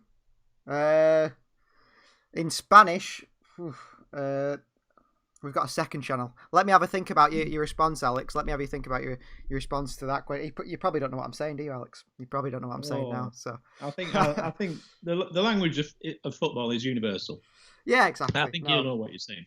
I think it's been brought to my attention that, and I'm going to say this in Spanish, that some of it in Spanish, I've been eating whilst I've been commentating because it's it's time for food here in the UK, and my estomago was in need of food. Now, for all those non-Spanish speakers, estomago is stomach.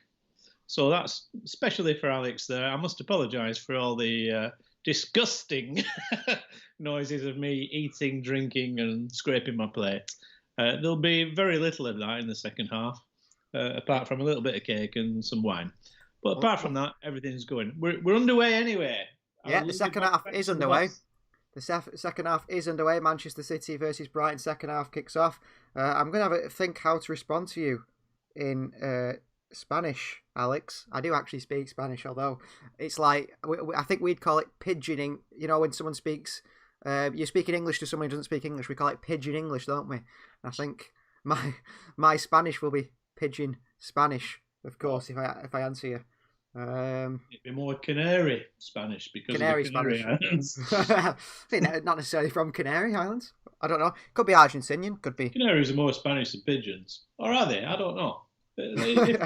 If we've got Richard Attenborough listening, perhaps he could give us a bit of info about pigeons and canaries. Brighton on attack here. Ooh. Brighton nicknamed the Seagulls, so lots of birds tonight. Brighton straight away in attack, and it's a good save by Edison. Alex.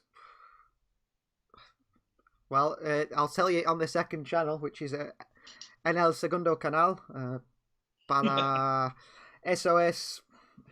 Pero de momento mi español es no bueno, es no muy bueno, Alex. Quiero hacer una carrera del Celta Vigo en FIFA 21 en el segundo canal. I hope you understand that, Alex. Nobody else did. No one else did. For anyone who was interested in what I just said there, I said on the second channel we'll be playing FIFA, but for the moment my Spanish isn't good enough. And we'll be doing a career with Celta Vigo. If anyone's interested in that, head over to our second channel, a career with Celta Vigo. I think it probably will be with Spanish subtitles in English rather than the other way around. But the second half is underway at Manchester City. I hope that's what Alex asked anyway. I hope that's what you asked, Alex, about the videos. Are they in Spanish? Because otherwise I've just answered the wrong question, haven't I? Oh, well, Brighton. He may be asking if Kent CELAIN's shows are in Spanish. Maybe. And they're barely in English, to be fair. So Brighton on the I'm attack. sure when everybody watches them, and I'm sure the links will be up at some point, let me know what you think. And, of course, if you want more, I'm happy to do more. Can get subtitles in Spanish. Subtítulos en español. Currently, City leading 1-0 to 0. Whatever. Perhaps Alex Zero. could tell us what... Is it? 0, yeah. 0. I don't know what nil is, but I know 0 is 0. That'll do. Maybe the next stream we do is in complete Spanish, no English. Alex, habla inglés. Do you speak English, Alex? That'll be a good one, if you can answer that question. That'd make our life so much easier. City on the ball, and Rodri's playing sort of as centre-back now. He's done poorly there. It should be a calm second half, you think, for City, just controlling this game, really? I think that's how it'll play out. They'll just maintain possession of the ball and attack at will, really. Yeah, and City have got a corner straight away in the 48th minute. Dan Burn cleared it away again. He's done a lot of defending, Dan Burn, on that left-hand side. But he's doing all right. And here they come again. Kevin De Bruyne waiting to take this corner now. Diaz and Stones are having a bit of a conversation in the box. Is one going to go front post, back post? No, How is City going to do this? They're discussing what they're doing after the match. No more parties, guys. A chance to swing one in. De Bruyne with the cross in. Oh, I thought Diaz was going up for that one. Stones is unhappy with the push on him by Webster, but I think Webster's just stronger. Foden with a hit. Deflects away to Ilkay Gundogan. And City are still going here. Gundogan. To Rodri. To Kevin De Bruyne, who swings one in to the back post of Foden, who's leaped. Wow, that is some leap by Phil Foden over Webster there. I'm very surprised. Like a salmon there. He did, didn't he? I'm very surprised at that. The Stockport salmon, as he might come to be known. Looked like Stones was body checked in the box there. He did. I think he was unhappy. I think that Webster was just a bit stronger than John Stones, though, in that play. Stones, obviously, he's known to not be the most physical of centre-halves. But City are back on the ball. Every City player, bar Edison, in the Brighton half. It's a good bit of footwork from Ruben Diaz. He's taking the ball forward, plays a nice ball over the top to Foden, knocks it down to Zinchenko. I'd like to see Edison getting forward at the minute. Yeah, I mean, if they should put Edison at left back, I think, or in midfield. He could do the job. He'd be very good. Bernardo swings one into Foden. Oh, it's Tamaras who's drifted inside. Phil Foden on the edge of the box. Back to Ilkay Gundogan. City trying to make something happen.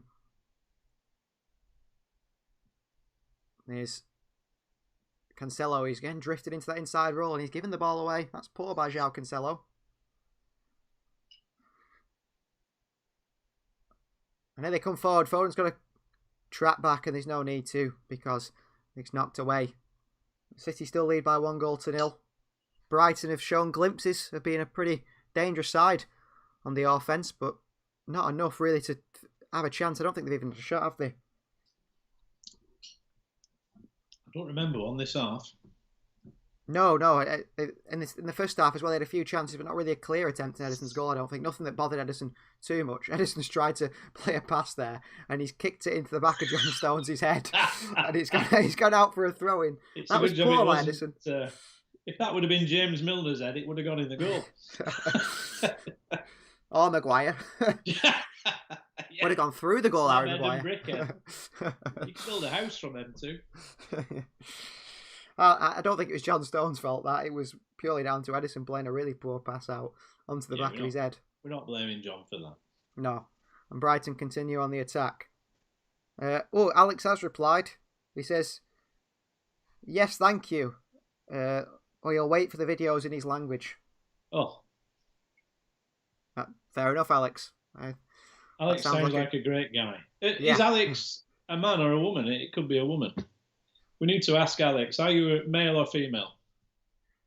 Un homo. No, that's Italian. Hombre. Alex, eres tu hombre o Eres tu mujer? Oh, I think you've just ordered some tapas there, Aston. Tapas, obviously, but tapas is a jokey way of saying it. Thanks to the IT crowd over here. Look, the way said, yeah, I think City should win from this position, but Brighton always in it at 1-0, exactly the way. Brighton do have a good chance. And like you said, at the end of the first half, Percy Tau has been the most exciting player, I think, for Brighton. But City are on the counter here. Couldn't they finish the game? I think if it goes to 2-0, Brighton will be in trouble. Bernardo, brilliant ball into the middle to Gundogan. He's got Foden on the overlap. Oh, it's a poor first touch by Phil Foden into Webster. And Brighton clear. Need to be a better first touch there. Oh, what a tackle, João Cancelo. What a tackle there. Smart play.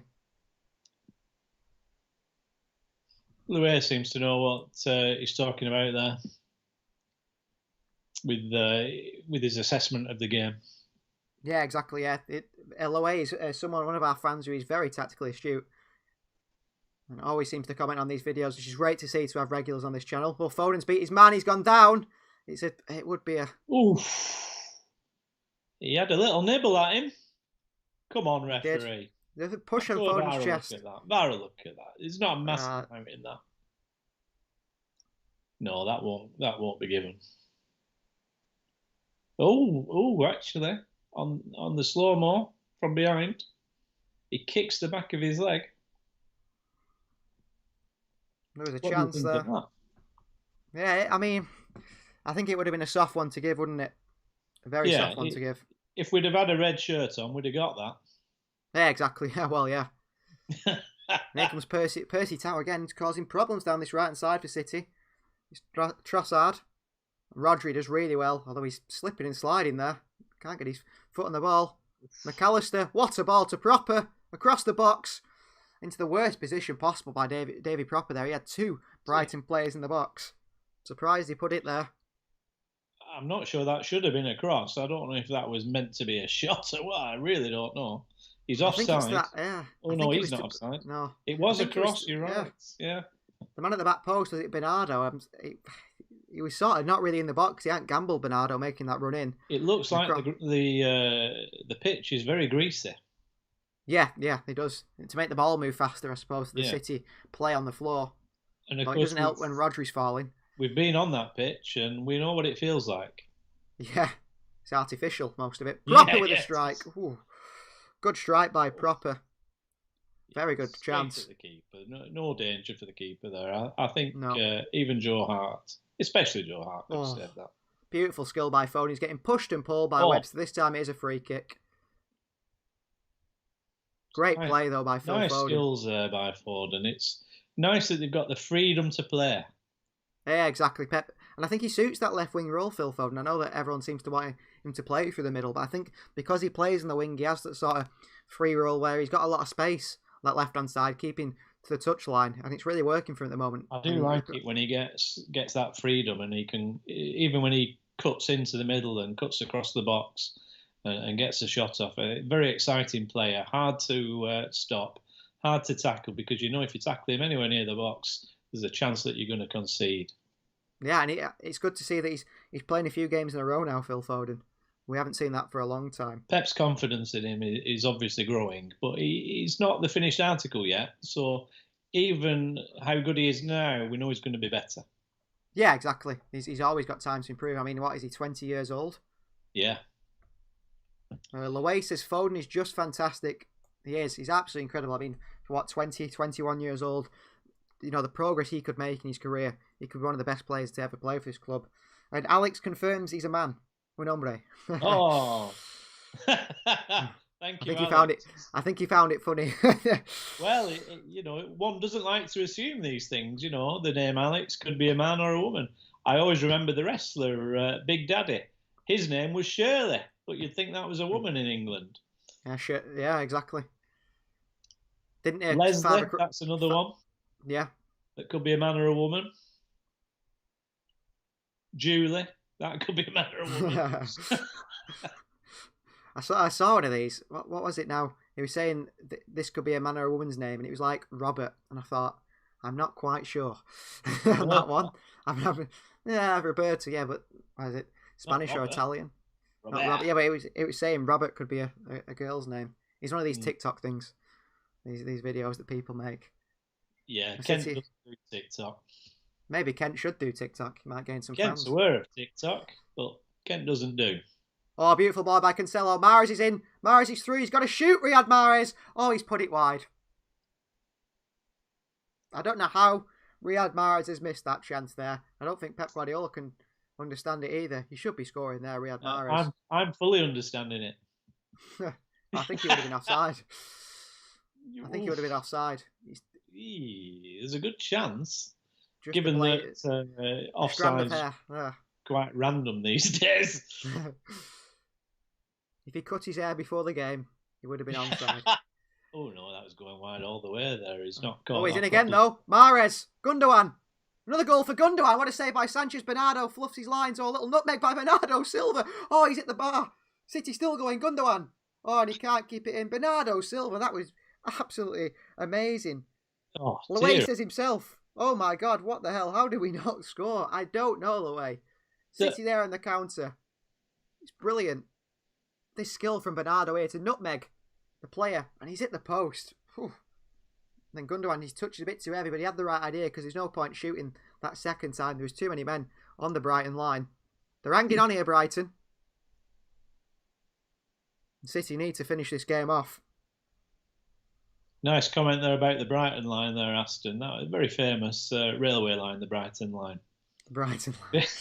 Always good to have a bit of history when you're playing football, because what is football if it's not history? What is history if it's not football? It's all there. You know, we grow up with football. We're born into football. We die with football. You know, some of our best moments are with football. Yeah, exactly. McAllister shoots and it's over the bar. Edison was scrambling, but it's over the bar. Yeah, exactly. Football is like a main thing for some people, isn't it? I mean, at the moment where people are stuck inside, if there wasn't football, I think some people would be struggling because that's all they've got at the moment. Exactly. We'd have to watch Coronation Street or EastEnders, and who wants to watch that? Not us. I hasten to add. But I think in all my years flicking through TV, I think I've probably collectively seen one full episode of EastEnders in the amount of time I've seen flicking past them in the 3 seconds or whatever. You'll probably be well up to speed with what's happening then. Yeah. Of course, EastEnders, they don't speak in EastEnders. They just whisper. All right, how you doing? That's all they say. Luay has commented more history with Kent. Maybe Kent should have a show. Maybe Kent is in the wrong profession. Comedian and radio show host. Why not a historian? I'm liking this guy. Is this a guy, by the way? Who is it? Luez? Yeah, Luay 2.0 or 2.0. Brighton on the attack. Meanwhile, Rodri good defending. Trossard clipped over the top to Tau. Oh, he took it down wonderfully. It's a really good take by Percy Tau. He's tried to curl one in. City clear it away. And off we go again. He's on the counter. Shout of away there by the goalkeeper. Well, I don't think it was a goalkeeper actually, because it sounded a bit northern. But I think this Tau guy is very good. Yeah, I've been very impressed. I'm surprised he's been loaned out so many times and not really played. Oh, he's in the box here. It's proper. Oh, and Brighton with a really good chance to score there. City I'm loving that. I'm loving that Tower's got the name Percy. You know what better? Oh, what a nasty foul there! But what better name for a top Premiership footballer than Percy? Oh, Percy! Who remembers Percy off Coronation Street? None of us. I'm sure a lot of our listeners will remember Percy off Coronation Street. That was a really good chance there. I didn't quite see the Foden tackle. Oh, you're going to show it again. It didn't look good on first glimpse. I'm not sure there was any intent there particularly. Maybe this is a bit. The way that the linesman lifted his flag, then it made me think like it was, a sure red card or something. Do you know what I mean? But he didn't seem to walk away as if nothing. And Jesus looks to be coming on here, Gabriel Jesus, which, when you're looking to finish your chances, I'm not sure he's the man to look to. Well, this is an early substitution. This is not a normal substitution for Pep. I think somebody may be injured. Either that or he's spotted some real weakness there that Brighton are attacking and he needs to correct it. Well, they've got Neil Mopai and Sully March warming up, of course. Maybe he's winding them up to get on the pitch and score a goal. Yeah, but, Sully. Of course, not many people called Sully. Only 2. Well, 3, I think. The guy that crashed the plane into the Hudson River. Yeah. Him off Monsters Inc. And this guy now that's going to come on. So, esteemed company. Which is, I think, I'm sure that's a Twitter handle of somebody or something like that. He was a City fan. City YouTuber, yeah. City YouTuber, yeah, there you go. So he's probably doing a live right now. Probably is. I hope he appreciates the shout out and reciprocates. I doubt that. I doubt that. They're too big for us at the moment, these people. I do remember chanting to Mrs. Company after we won the league the first time. When she was walking around the pitch after the famous QPR victory, and we were chanting, "It's to you, Mrs. Company. City love you more than you will know." Whoa, whoa, whoa. Tune of Simon and Garfunkel's one of the best songs there. If you don't know who Simon and Garfunkel are, check them out. There's some brilliant songs. History, music, football. What more do you want? It's all here. It's all exclusive on the We Are City channel from Kent CELAIN. Don't miss out. Kent gives it all. Brighton on the attack again. Ben White, who's definitely playing midfield for Brighton. He has there all game for centre half, which is a surprise, really. But he has got that quality on the ball, and Brighton are pushing forward. Brighton are pushing pretty far forward. I think every single Brighton player's in the City half now, which is not something you usually see for sides at the Etihad. It's the opposite way around. Here they come again. They're still going backwards. The City are pressing quite well. I'm not sure who's going to come on or come off for Gabriel Jesus. Would it be Bernardo? I think Bernardo's got a lot of running in him. I think maybe Phil Foden or Riyad Mahrez would be the change. Will Rodgers run it back? I think either Edison or Bernardo from the Brighton team. Try and get him off. Are they both number 20 as well? No, I think theirs is number 30. If they are, I hope the ref books one of them and gets mixed up and sends the wrong player off. Here's Rodri on the ball. Diaz in the centre circle.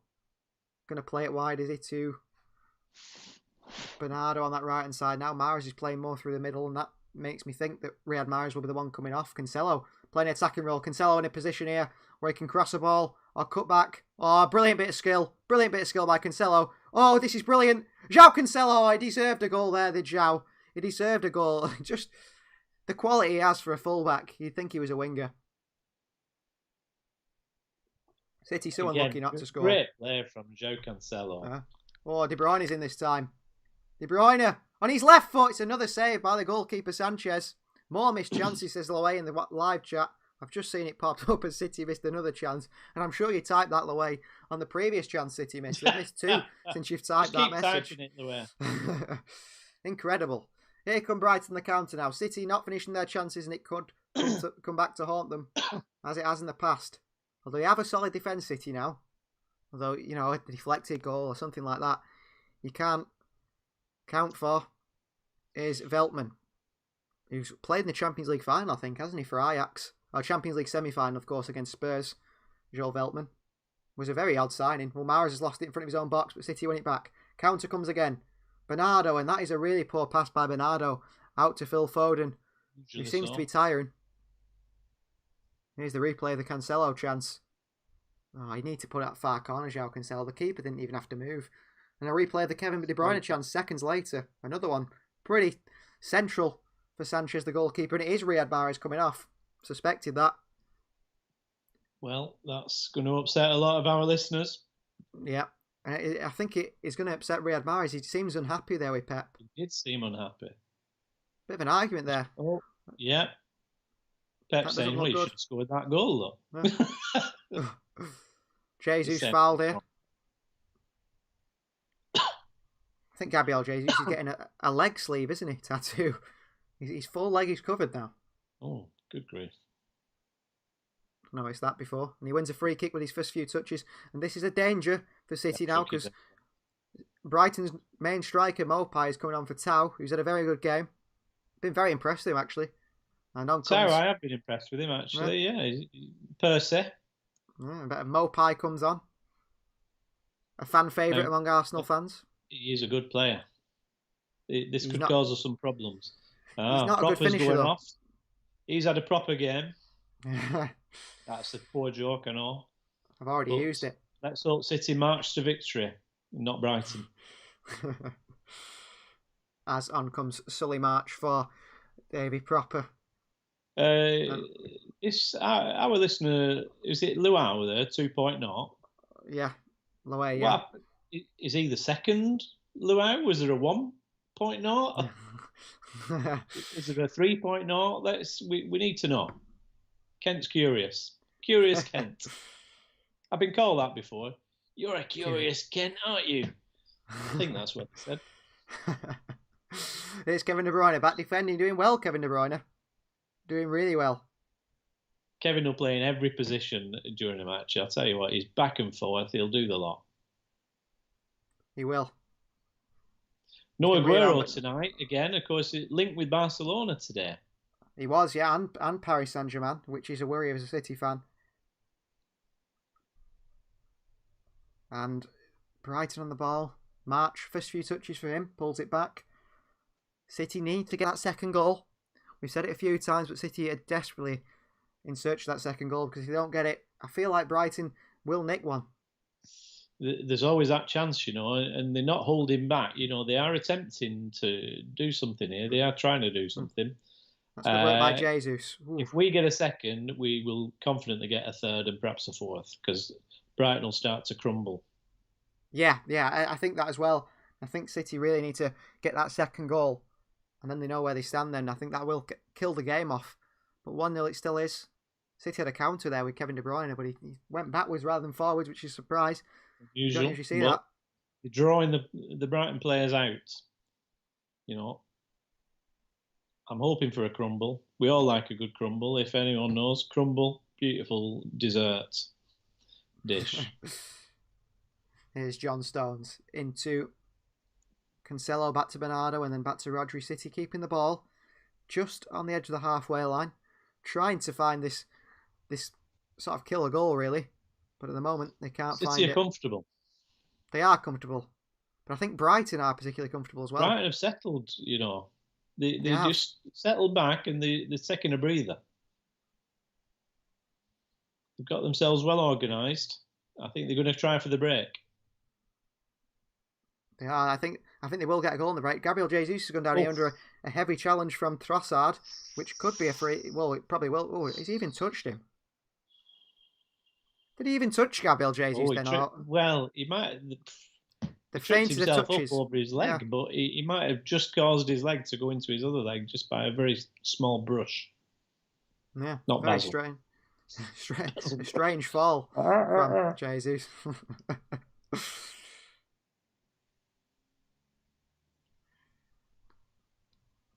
And now City get a throw in him. City are still... The game sort of died off, hasn't it, tempo-wise? Things have slowed down. I think at half-time we had a comment that said City need to up the pace. I think it was from Ian.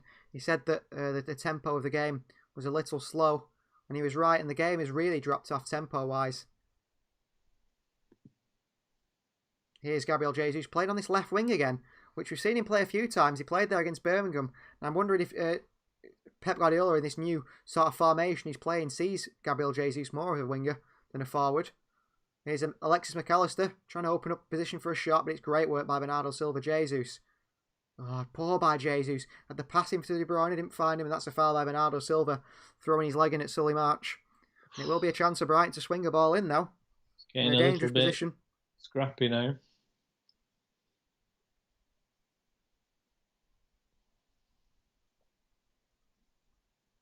Chance here. And they put a good delivery in. Like we said, Brighton have got some big men. Dan Burn there waving at the back post. He wants this on his head. He spotted someone in the stand that he knows. Which is very unusual because there's nobody there. Here comes the crossing. City holding the high line. Mopai stood offside along with Ben White. But no doubt they'll be waiting until just before the ball's kicked before they move back onside. Who's going to swing this one in? Brighton themselves are not quite sure. The players made a run there. Oh, the old... Oh, and that's a poor free kick by Brighton. Very poor. Here comes Jesus, who's lost the ball again Oh. in a really poor position. And Brighton may get their chance to swing this ball in. White. Bernardo. Out wide to Dan Burn. He's got a very poor first touch. Jesus isn't doing himself any favours since he's come on. No, he's not. He needs to keep it simple a bit more. Every time he's getting the ball, he's trying to beat a man. He's sort of justifying to Pep the reason why he didn't get on at the start. Yeah, and he's playing no better than Riyad Mahrez did for losing the ball. Stones has been beat here. Cancelo, really good defending from João Cancelo. He's been a standout in this City team. And at the moment, there's no way for Kyle Walker to get back in because Cancelo is just too good. Here's Webster again. Brighton is still trying to play, though. They're still trying to play through City.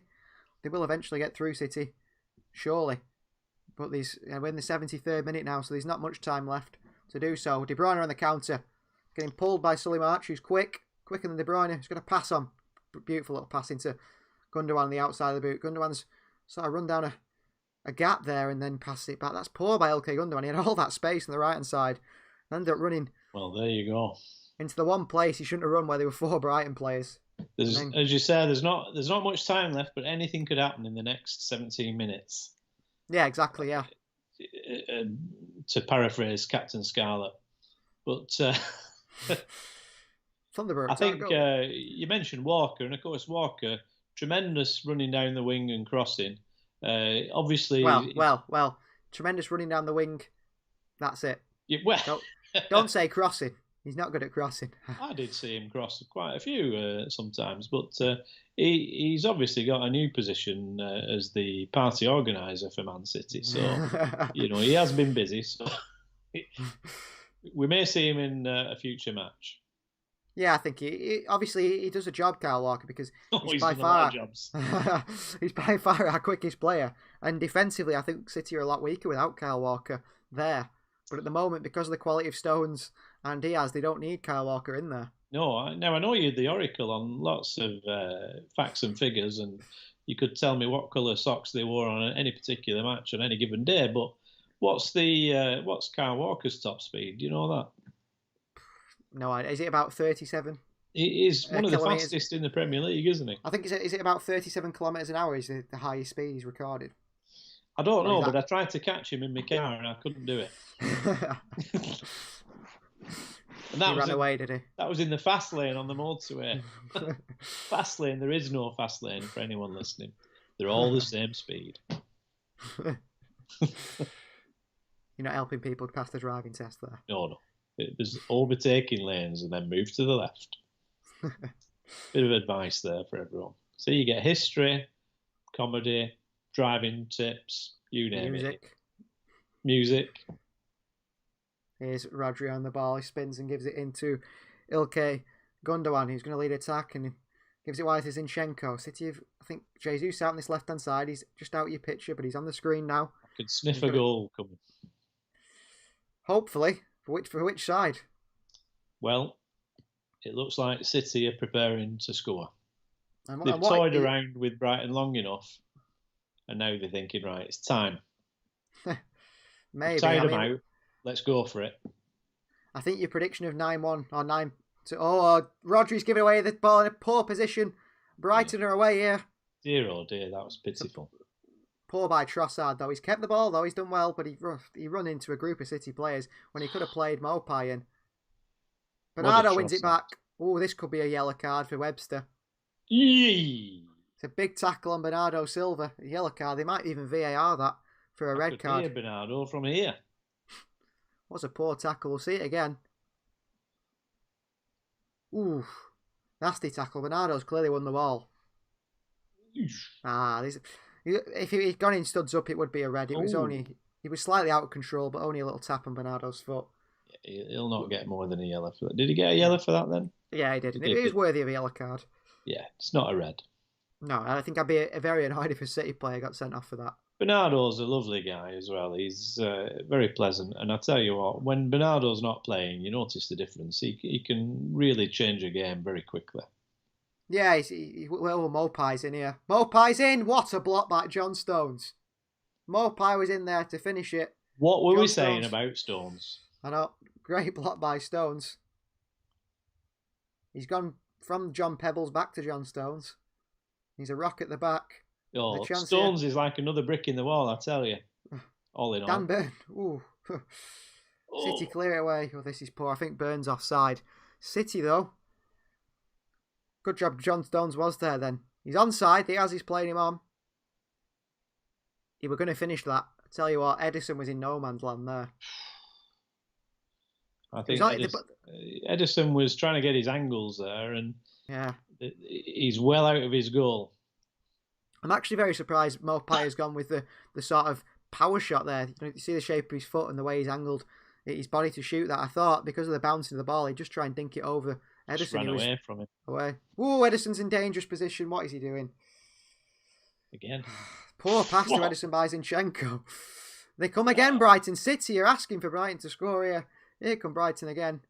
Bernardo, they're growing into the game. Foden on the right-hand side now, doing some defending. Kevin De Bruyne is working very hard to push them back. But City, this is poor. Linda Littler says, Pep has a plan without wearing the boys out. Lots of matches in quick succession. Have faith. And also, that said, we need another goal so we can breathe. That is true.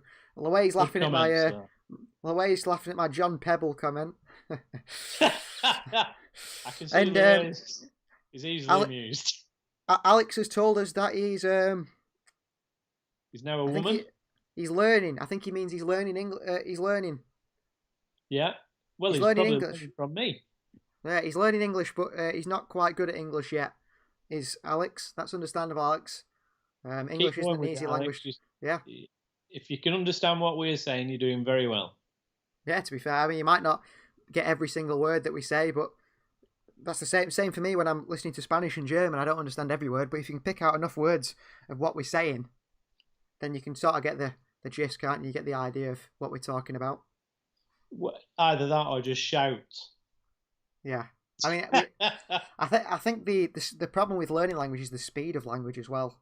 You know, the speed of what we speak is probably very hard for Alex. The same as if you hear someone else speak another language, it's the speed of picking up all the words. And by the time you finish processing in your brain what they've just said in one sentence, they're on to the fourth or fifth sentence. Yeah, I don't think you're wrong there. I think, and of course, when you get colloquialisms and accents and shortening of words and not pronouncing words correctly, because definitely. Talking, you know, as you would do to somebody from that region, then it's difficult for somebody whose language isn't first language isn't English. But exactly. Alex sounds like he's doing all right. Yeah, he's replying. And City on the counter. Oh, it's Raheem Sterling that's coming on for City. I'm not sure who for. It could be Gabriel Jesus. He's been that poor since he's come on. Yeah, that would be quite something to be subbed as a sub. Yeah, would be some statement to Jesus in his future. Here's De Bruyne, poor touch. Here's Stones. He's played very well, John Stones. Foden, brilliant footwork from Foden. Got him for a tackle there. He's got kicked on the way through there, Phil Foden, as he slipped. A few times we've seen City players slip. Oh, Dan Burn. Terrible pass to De Bruyne. But Kevin De Bruyne has lost the ball again. It's a great pass to De Bruyne. I've never seen anyone hit under a pass so poorly. Here's Cancelo. Oh, City have forgot how to pass the ball in the last 5 minutes. This has been poor. It's gone scrappy again. Both teams are just a bit off it now. I think they tire him. Raheem will freshen things up a bit. Ben White pushing Phil Foden off the other side of the pitch. Off, he says. Here's Phil Foden, a replay of his goal again. The goal that gives us 3 points here, City are to hang on and not concede. He didn't even look at the goal. Did you see that? On his weaker foot as well, his right foot, which he's not always been that good with. Obviously, he's got a lockdown haircut Yeah. there. He's got a young child, and I think the child's had the hair clippers out.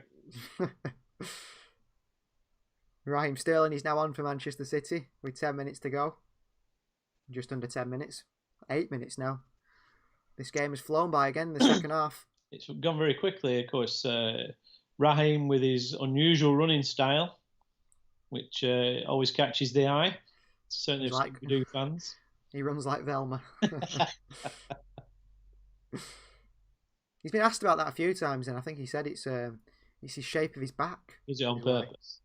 No, he said that it's the shape of his back. That's why he runs like that. He's got a curved spine, he says. Oh, all right. Yeah. Well, it's Bernardo's on the right-hand side now. Jesus did well. Needs to wake up Gabriel Jesus, which he does. Picks up the ball. Medical and osteopathic information there on this chat. Doctor. He's Sterling. I bet he can score here. Oh, he went to go with his right foot, but there wasn't enough space for Sterling to get that shot off there. I expect him to shift it a bit better. Well defended, Ruben Diaz as well. Well defended. Oh. Here's Gabriel Jesus. Cancelo. Jesus. I could hear some shouting Ruben then. Yeah. And then Ali. I don't know who Ali is. Zinchenko, maybe. Oh, yeah. Alexander Zinchenko. Yeah. Not sure what they just call him Mini. Oh, good ball by De Bruyne to Sterling. He's got there ahead of the keeper, but his first touch is Raheem Sterling-esque and goes out for a goal kick. Should have gone down for a pen. He's good at that. Of course, Raheem, accused by many substandard teams of constantly diving for penalties, but that's been proved not to be true because we've got VAR nowadays, and VAR VAR never makes a mistake. Apparently, it's just the idiots using it. Well, you're right. Once you introduce a human, you're introducing mistakes. Mistakes, lots of errors. Here is Brighton. Brighton have been playing it out from the back still, and they've played themselves into danger a few times. They've got away with it, though. More and more teams do this now, don't they? They play out from the back and they take chances. And I think it's maybe something they've watched City do over the last, since Pep's been at City. And they're trying to copy some of their style. Yeah, definitely. You can see I think everyone's trying to do it now, aren't they? Once they'd seen City win the league and seen that it does work, everyone wants to do it now. They all want to play good football. And football's always evolving, and at the moment it's evolved like that, but it could change again, in the future. We could see the goalkeeper playing sort of as an outfield player in the future. We almost do. I think that's the way it's going. It's Sterling. Oh, foul on Kevin De Bruyne by March, or was it by Veltman? Veltman, who's the referee's having a bit of a word with there. Veltman was not happy with it. It's a clear foul by Veltman on De Bruyne as he goes for the pass back to him from Sterling.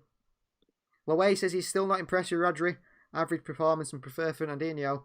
I agree with that. Yeah. I think there's no one better than Fernandinho, is there, in that midfield role? And unfortunately, Fernandinho's 36 years old now. By the reports that are coming out, it looks like Fernandinho would be leaving.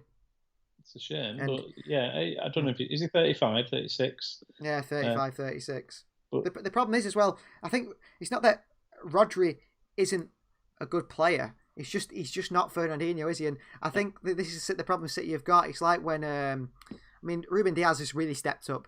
But if Diaz hadn't been as good as this, it would have been, he's good, but he's not as good as Vincent Kompany. Yeah. And I think that's the problem like Jesus has got. Gabriel Jesus, do you think he's good enough for City? I do, actually. His finishing is not up to the quality that you'd expect.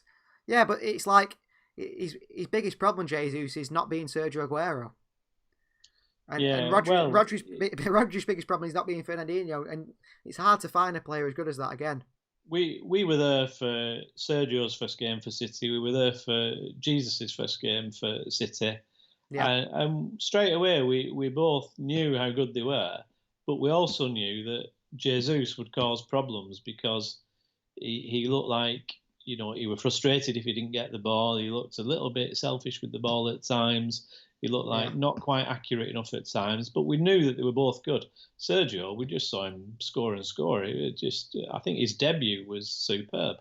And he came on as a sub, didn't he? Against Swansea, them 2 goals that he scored in the assist. Yeah. I think with Gabriel Jesus, that first game he came on, I think it was against Spurs, he did score, and then it was offside. But the thing with Gabriel Jesus when I first saw him is, and when we first saw him, that it seemed to be he was always in the right place at the right time. Yeah. It was but now, suddenly he's become this player that's always offside, that's not in the right place the last time. To me, he's lost it. I don't know where it's gone. That's a good point, because he was always there, and now he's not quite there at times, and I don't know why. No, it's anticipation or hunger to be in the right place to score goals. He seems to have lost it. And I know in his days in Brazil, when he played in Brazil, he played more as a left winger. And apparently he prefers to play that role more. And I think to play off the left-hand side does suit him. He's good on the ball and he's not that much of a finisher. He's probably a good finisher for a winger, but not for a forward who you want 30 goals a season out of. Where did Brazil play him when he plays for Brazil? On the wing. Mm. Plays on the right or left side. He plays on what, the right or the left side? Yeah, either side. And when he played for Palmeiras in Brazil, when City bought him, he was a winger. Yeah. It was City who turned him into a striker. We've probably got better players, though, out on the left and right, haven't we? Yeah, that's the problem, trying to fit him in then.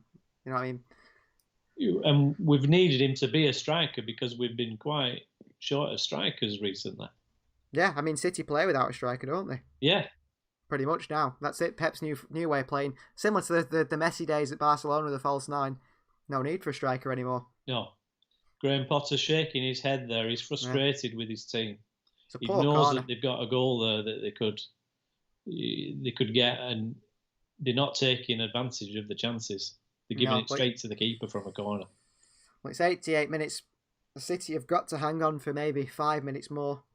I assume there'll be about 2 minutes added on, 3 minutes added on. I think my score prediction may prove to be incorrect.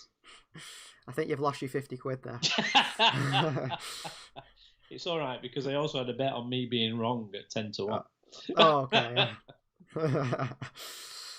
There's the Stockport Salmon Iniesta, and his cheeks are getting less red because he's come off. He always has very red cheeks when he's running about. He does, yeah. Works hard, Phil Foden. Oh, works very hard. Very hard worker.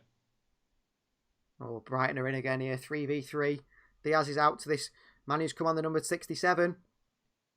Oh, Diaz, good defending. Good defending by Ruben Diaz. Right place, enough to put him off. Exactly. Did enough to put him off there. And they smash it back to Sanchez. Oh, good touch by the goalkeeper. Been impressive.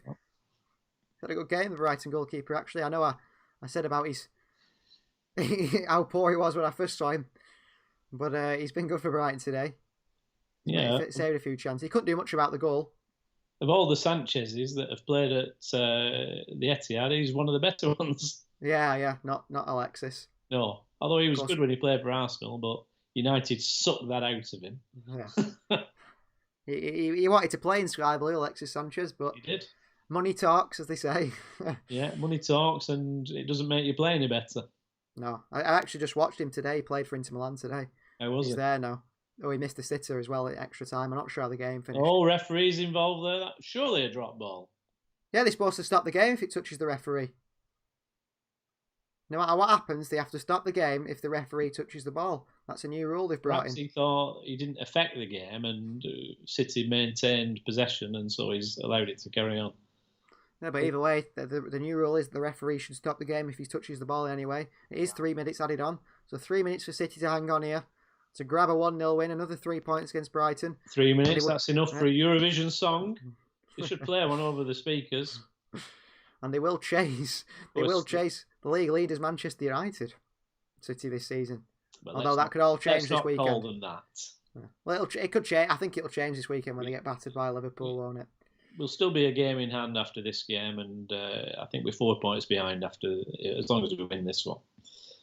That's our ball. Yeah. Due to COVID, you're not going out much at the moment, but I know in the past when you were out and about, if you saw Manchester United, De Bruyne taken down by the keeper, it's a penalty. Easily a penalty. Penalty for Manchester City. Lewis Dunk with a terrible header back to Sanchez. Comes flying out. De Bruyne works hard to get his foot in. It's whether City score it, that's the problem. But a penalty to City can finish this game. But I was just pointing on Manchester United, when you're out and about, you hardly saw Manchester United shirts out in Manchester. And as soon as they won, you'd see them all out there everywhere when they won. And as soon as they lost. For about 3 years. Clear penalty on Kevin De Bruyne. All evening. The keeper will be kicking himself because there was no need for that. He'd lost the ball. I don't think it was his fault, really. It was the header back. Sterling stepped up for this. Oof. I'm not as confident as I would have been. He's going to blast this. That's my prediction. Kevin predicts. I'm going to say he's going to put it over the bar. I have no confidence in him. I mean, De Bruyne missed the last one, didn't he? So that's maybe why Sterling's taking it. Raheem Sterling steps up. I told you. Raheem Sterling puts it into Rosehead. Nearly swore then, but... Raheem Sterling puts it into Rosehead. I could see it a mile off. Who's taking the next one? I could see it an absolute mile off. What is his idea there? Should have done what I told him, straight down the middle. What is he doing? Why are you listening? If City drop points now, though, that is on the shoulders of Raheem Sterling. If Brighton grab a equaliser now, there's only one man to look at, and that is Raheem Sterling. I know you could say you've missed chances all through the game, but it doesn't matter if you've missed chances because that one chance should have gone in. I think Potter used his magic there to prevent the goal. That was more like a game of Quidditch, that ball going out high up like that. I think it was the golden snitch. Well, they're sending the goalkeeper the keeper's up. Sanchez is a striker. Well, if City concede now, Raheem Sterling is going to be scapegoated, and rightly so. Sterling. We need a quick break for the keeper. Clear it, Raheem. Oh, De Bruyne. On. No. Poor touch. That's not a foul. Leon. Kevin sends it long.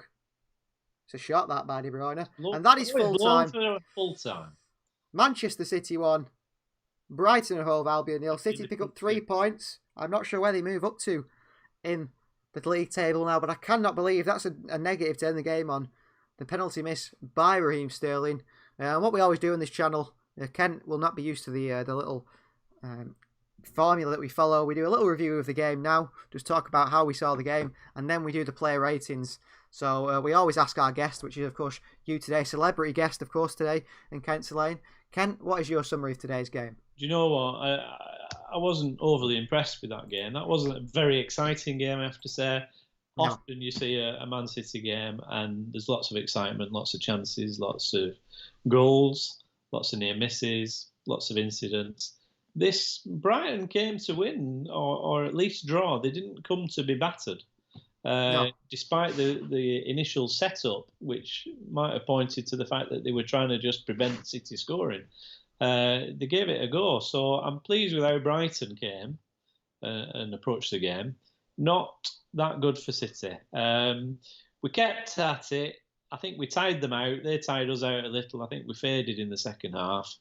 I'm not sure why we didn't do better, because Brighton were there to have a go at.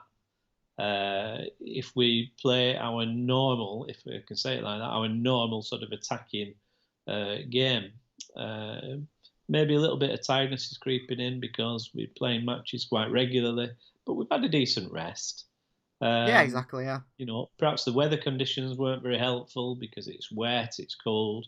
That's what you get in the north of England. That's basically summer weather. So, well, City move up into third place now with 32 points. And they're a game in hand on Liverpool and United. So if they win their game in hand, they'll be on 35, 1 point behind Manchester United. But you're right, I agree today. City haven't been that impressive today. I think they did the job, didn't they? And sometimes that's important. I think under the circumstances, City have done the job and they've got the 3 points, and that's what they needed. And I think by this time last season, the whole of last season, City wouldn't have won that game 1-0 because they couldn't hold on to a 1-0 lead. But I think with Stones and Diaz in the form they're in, the sign of Ruben Diaz, City now have that platform defensively to hold on to 1-0 leads like they did towards the end of that title-winning season, the most recent one with Laporte and company at the back. And yeah, I think Elway 2.0 is just a superb comment there about that's a good review of the game from Ken, very similar to my viewpoint as well. Ken obviously knows what he's talking about. I'm saying he. It could be a woman, but who knows? I don't think we've established that yet. But I think the thing with City is sometimes you don't know what you're going to get. The team changes quite a bit sometimes.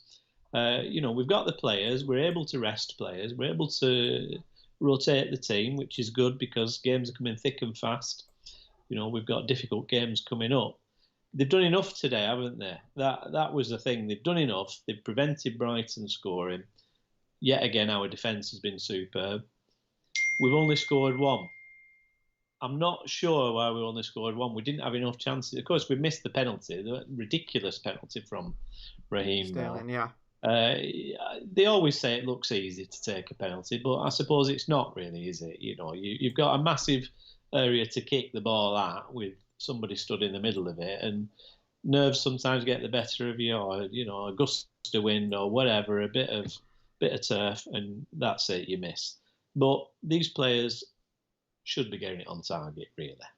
Yeah, I mean, they play Raheem Sterling on his 300 grand a week should be putting the ball in the back of the net from the penalty. Well, even if he's on $1 million, it won't make him kick the ball better. But it's I think maybe put him on a bonus. If you score a penalty, you get 1 million. He'd probably score a few more, but he might dive a bit more then as well.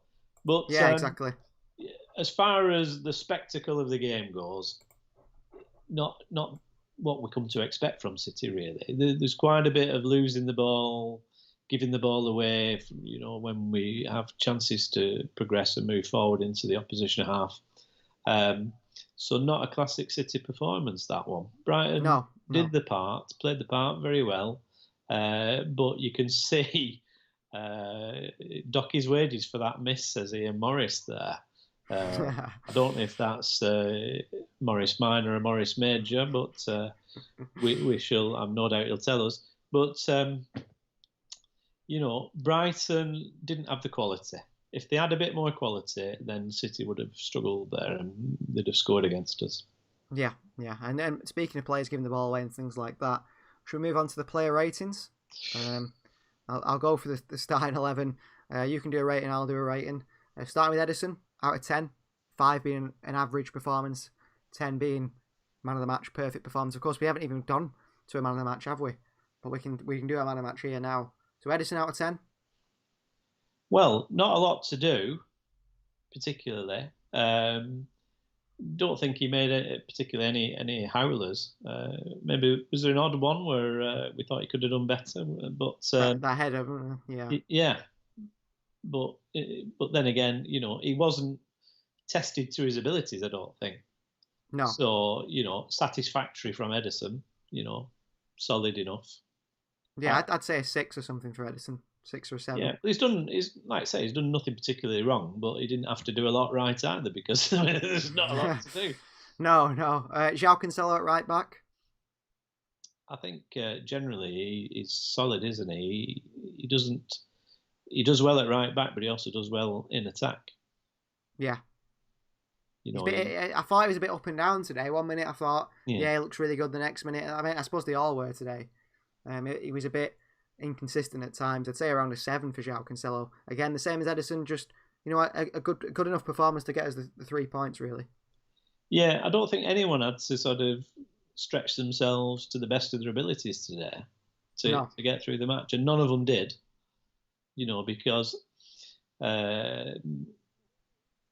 they were making mistakes, they were giving the ball away, they weren't, the first ball wasn't the best, the first touch wasn't the best. So Brighton had a chance to do better, but unfortunately for them, they didn't.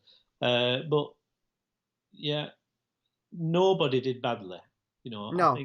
They're all averaging around a 6 or a 7. I think the standout for me, if I can move to that. Yeah, I mean, if all the ratings are going to be around a 6 or a 7, who is your standout player? I think Foden for me. Yeah, I was going to say, but I agree with you there. Yeah, I'd be interested to see what everyone else thinks. But Foden had the energy. He usually runs himself into the ground, and that leap that he did, which was probably about 300 feet high, to get to get the ball. That's sort of a little cameo of his effort there. And I think some of it's important to point out with Phil Foden is that he scored the goal there. It's the winning goal. And if Foden didn't score that goal, do you think City would have got 3 points today? Or do you think it would have been... No. If he'd gone down to that penalty... Well, that would have been City squeaky bum time, wouldn't it, really? Because at the point where the penalty came, it was, well, we don't really need it, but, it'd be nice just to seal the game. So there were no particular nerves there. No. But it would have been nice if he'd scored it, but we didn't need it. So even had Foden not scored, we didn't really see that there was another goal coming from anywhere, which is unlike City. That's not what we normally like. No. City I do think, definitely in front of goal, City lack confidence more than ever in front of goal. I know in recent weeks they've said, City have started to pick up, but they need I think City need to buy a goal scorer, don't they? Yeah, we do, yeah. It's the January transfer window. Sergio Aguero is still not back, and we don't know what's going to happen with Sergio. Just bring in someone as a third choice striker who scores goals. It can be anyone. It doesn't matter who it is. Get them cheap. They don't have to be a long-term option. They don't have to be a prospect. They can be someone who's 30-odd years old. But if they score goals, that's all City need at the moment. With someone in the right place at the right time. Yeah, you're right. We've been saying this for about 3 years as we've been and watched the games. Yeah. And we've not brought a striker in. We've, looked at strikers and let strikers go because they're trying to charge City prices for them. So we've not bought them. And then we're relying on Jesus and Sergio, and you're not going to get better than Sergio because he's been a stalwart for 8 years, I think, something like that, and signed on my birthday, I believe. So we've been saying we need a defender, we need some defence, and they seem to have resolved that. And now we need to get back to, actually, we need an attacker, we need a goal scorer, because you're relying on Sergio, who's often injured, and, he's aging now, but still superb. But, looking to the future, you do need to start replacing him. We've got Foden, who's not an out-and-out striker, but he's sort of coming in from the left, usually. And Jesus, he's gone off the boil a bit. I mean, looking at the sort of ratings for the team today, Jesus, although he only appeared at what was it, 70 minutes? Something like that. He wasn't very good at all. He didn't do anything, did he? I don't think. No. So, and what he did, give the ball away. No. So, we've got some interesting comments coming in from, I think some of the women that are watching. There's a little Linda who's talking about a laundry there, about clean sheets being important. And then talking about salary deductions, which obviously, if you consult the union, they're quite illegal to be doing that, just for not managing to do part of the job correctly. So, Well, and Julie suggested Giroud or Kane. Well, Kane is one that I just can't see happening because they want a ridiculous amount of money. But the Giroud signing, I think Giroud's the perfect man for the job. I saw a video Sky Sports had put up the other day on Twitter, and it was just Giroud's best goals, and every goal was just like, wow. It's like City need to sign him. He's 34, is he, Giroud? But it doesn't matter. He scores goals. Scores goals. That's what City need. Giroud there, obviously a man whose name gets mispronounced by certain people. Groud. There's some irony there with Julie H, whoever that is, just saying that.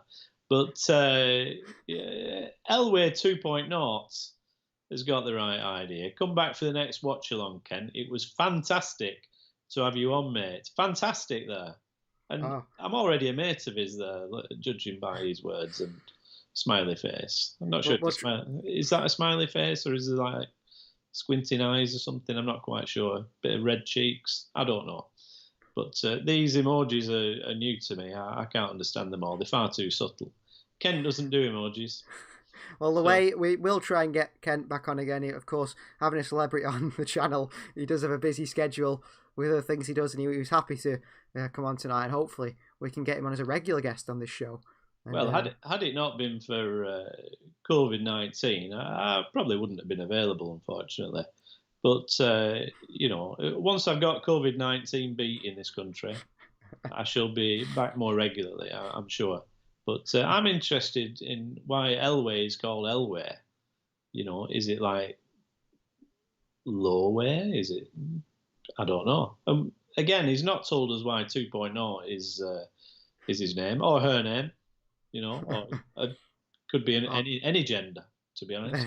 Their name. It's about 95 genders, so their name. So Elway, let's have a bit more information about you. It's good that you've been commenting. And it's always nice to have you on the chat. And it's great for everyone here on the channel to have you here today. See on screen now the subscribe button, please. If you haven't subscribed, hit subscribe. Hit subscribe, please. For more of us on the We Are City channel, more of the We Are City second channel, the We Are City Extra channel, which we will be putting content up very soon for our worldwide fans, of course, and more of Kent CELAIN. Kent CELAIN is going to be appearing on this channel, hopefully, much more often if we can get him on. Well, he doesn't come cheap. He doesn't come cheap, does Kent? I'm not cheap, but also check out the links for some of my shows that will be on this. Will they be on this channel? Yeah, I should be able to put links to another channel or whatever, so that people can watch Kent's radio shows that he's done. Yeah, you could put a donate button on there as well. Yeah, good do donate to Ken. I think you actually have to hit 1,000 subscribers to hit donate. And as we're saying there, Kent's not cheap, so subscribe to the channel, support the channel, keep Kent here.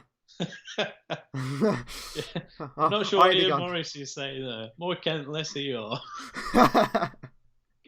Perhaps he'll explain what that means. I don't. He's a bit of a dancer, that Ian, I think. Yeah. Well, yeah, it's great. Elway's told us why he's called Elway, or that my name starts with an L and my friends add a way at the end. So that's why. And 2.0, why not? Well, a bit of a confusing explanation by Elway there. So, but obviously his friends are quite quirky. I dread to think what they do with his last name or her last name. But maybe we'll find more about Elway, find out more about them in our next chat. Yeah, and we will be live again this weekend. I will just check what the fixtures are. We will be live again this weekend. Is it Manchester City versus West Brom, is it? Or is it Aston Villa? I think it could be actually Aston Villa. It is, Crystal Palace, in fact. So it's 6:45. 6:45 against Aston Villa on Sunday. We will be back. Just correct yourself there, young man. 7:15, Crystal Palace. Yeah, Crystal Palace, yes. So we'll be live at 6:45 then. Oh, right, I see. Always half an hour before. And of course, those times are UK times. Yeah, UK times, yeah. So it's different for you across the world on this worldwide fan channel. And maybe we can pull up a little graphic at some point. When I get round to it, we can make a little graphic that says what times we are on all over the world, so anyone can watch us. And of course, to do that, I think we need 1,000 subscribers to be able to put up little stories and things on our channel. But we'll get round to doing that. That'd be a good thing. And also on our Twitter. If you don't follow our Twitter, we are City MCFC. Are we going to end it here, Kent? Are you happy to end this? Or that's a good place to end it. I think people are getting ready for bed now. They're making a cup of tea. They're off to the beach, perhaps. Who knows what they're doing? If they're in South Africa, maybe they're off crushing some grapes to make some wine. If they are, send us some over. Ian Morris has retracted his message and deleted it there, so obviously some abuse coming out. Maybe YouTube took it off. Well, thank you very much for watching. This is turning into a little social sort of talk here at the end of the game, and that's what we want to bring here at the We Are City channel. It's all about the City fans and the fans and all over the world of City, of football. And I hope you've enjoyed it. It's goodbye from me here on the We Are City channel. It's goodbye from our celebrity guest, Kent CELAIN, everybody. It's goodbye from me, and it's goodbye round of support. Everyone's clapping at home for Kent CELAIN. Thank you very much for watching, and we'll see you next time.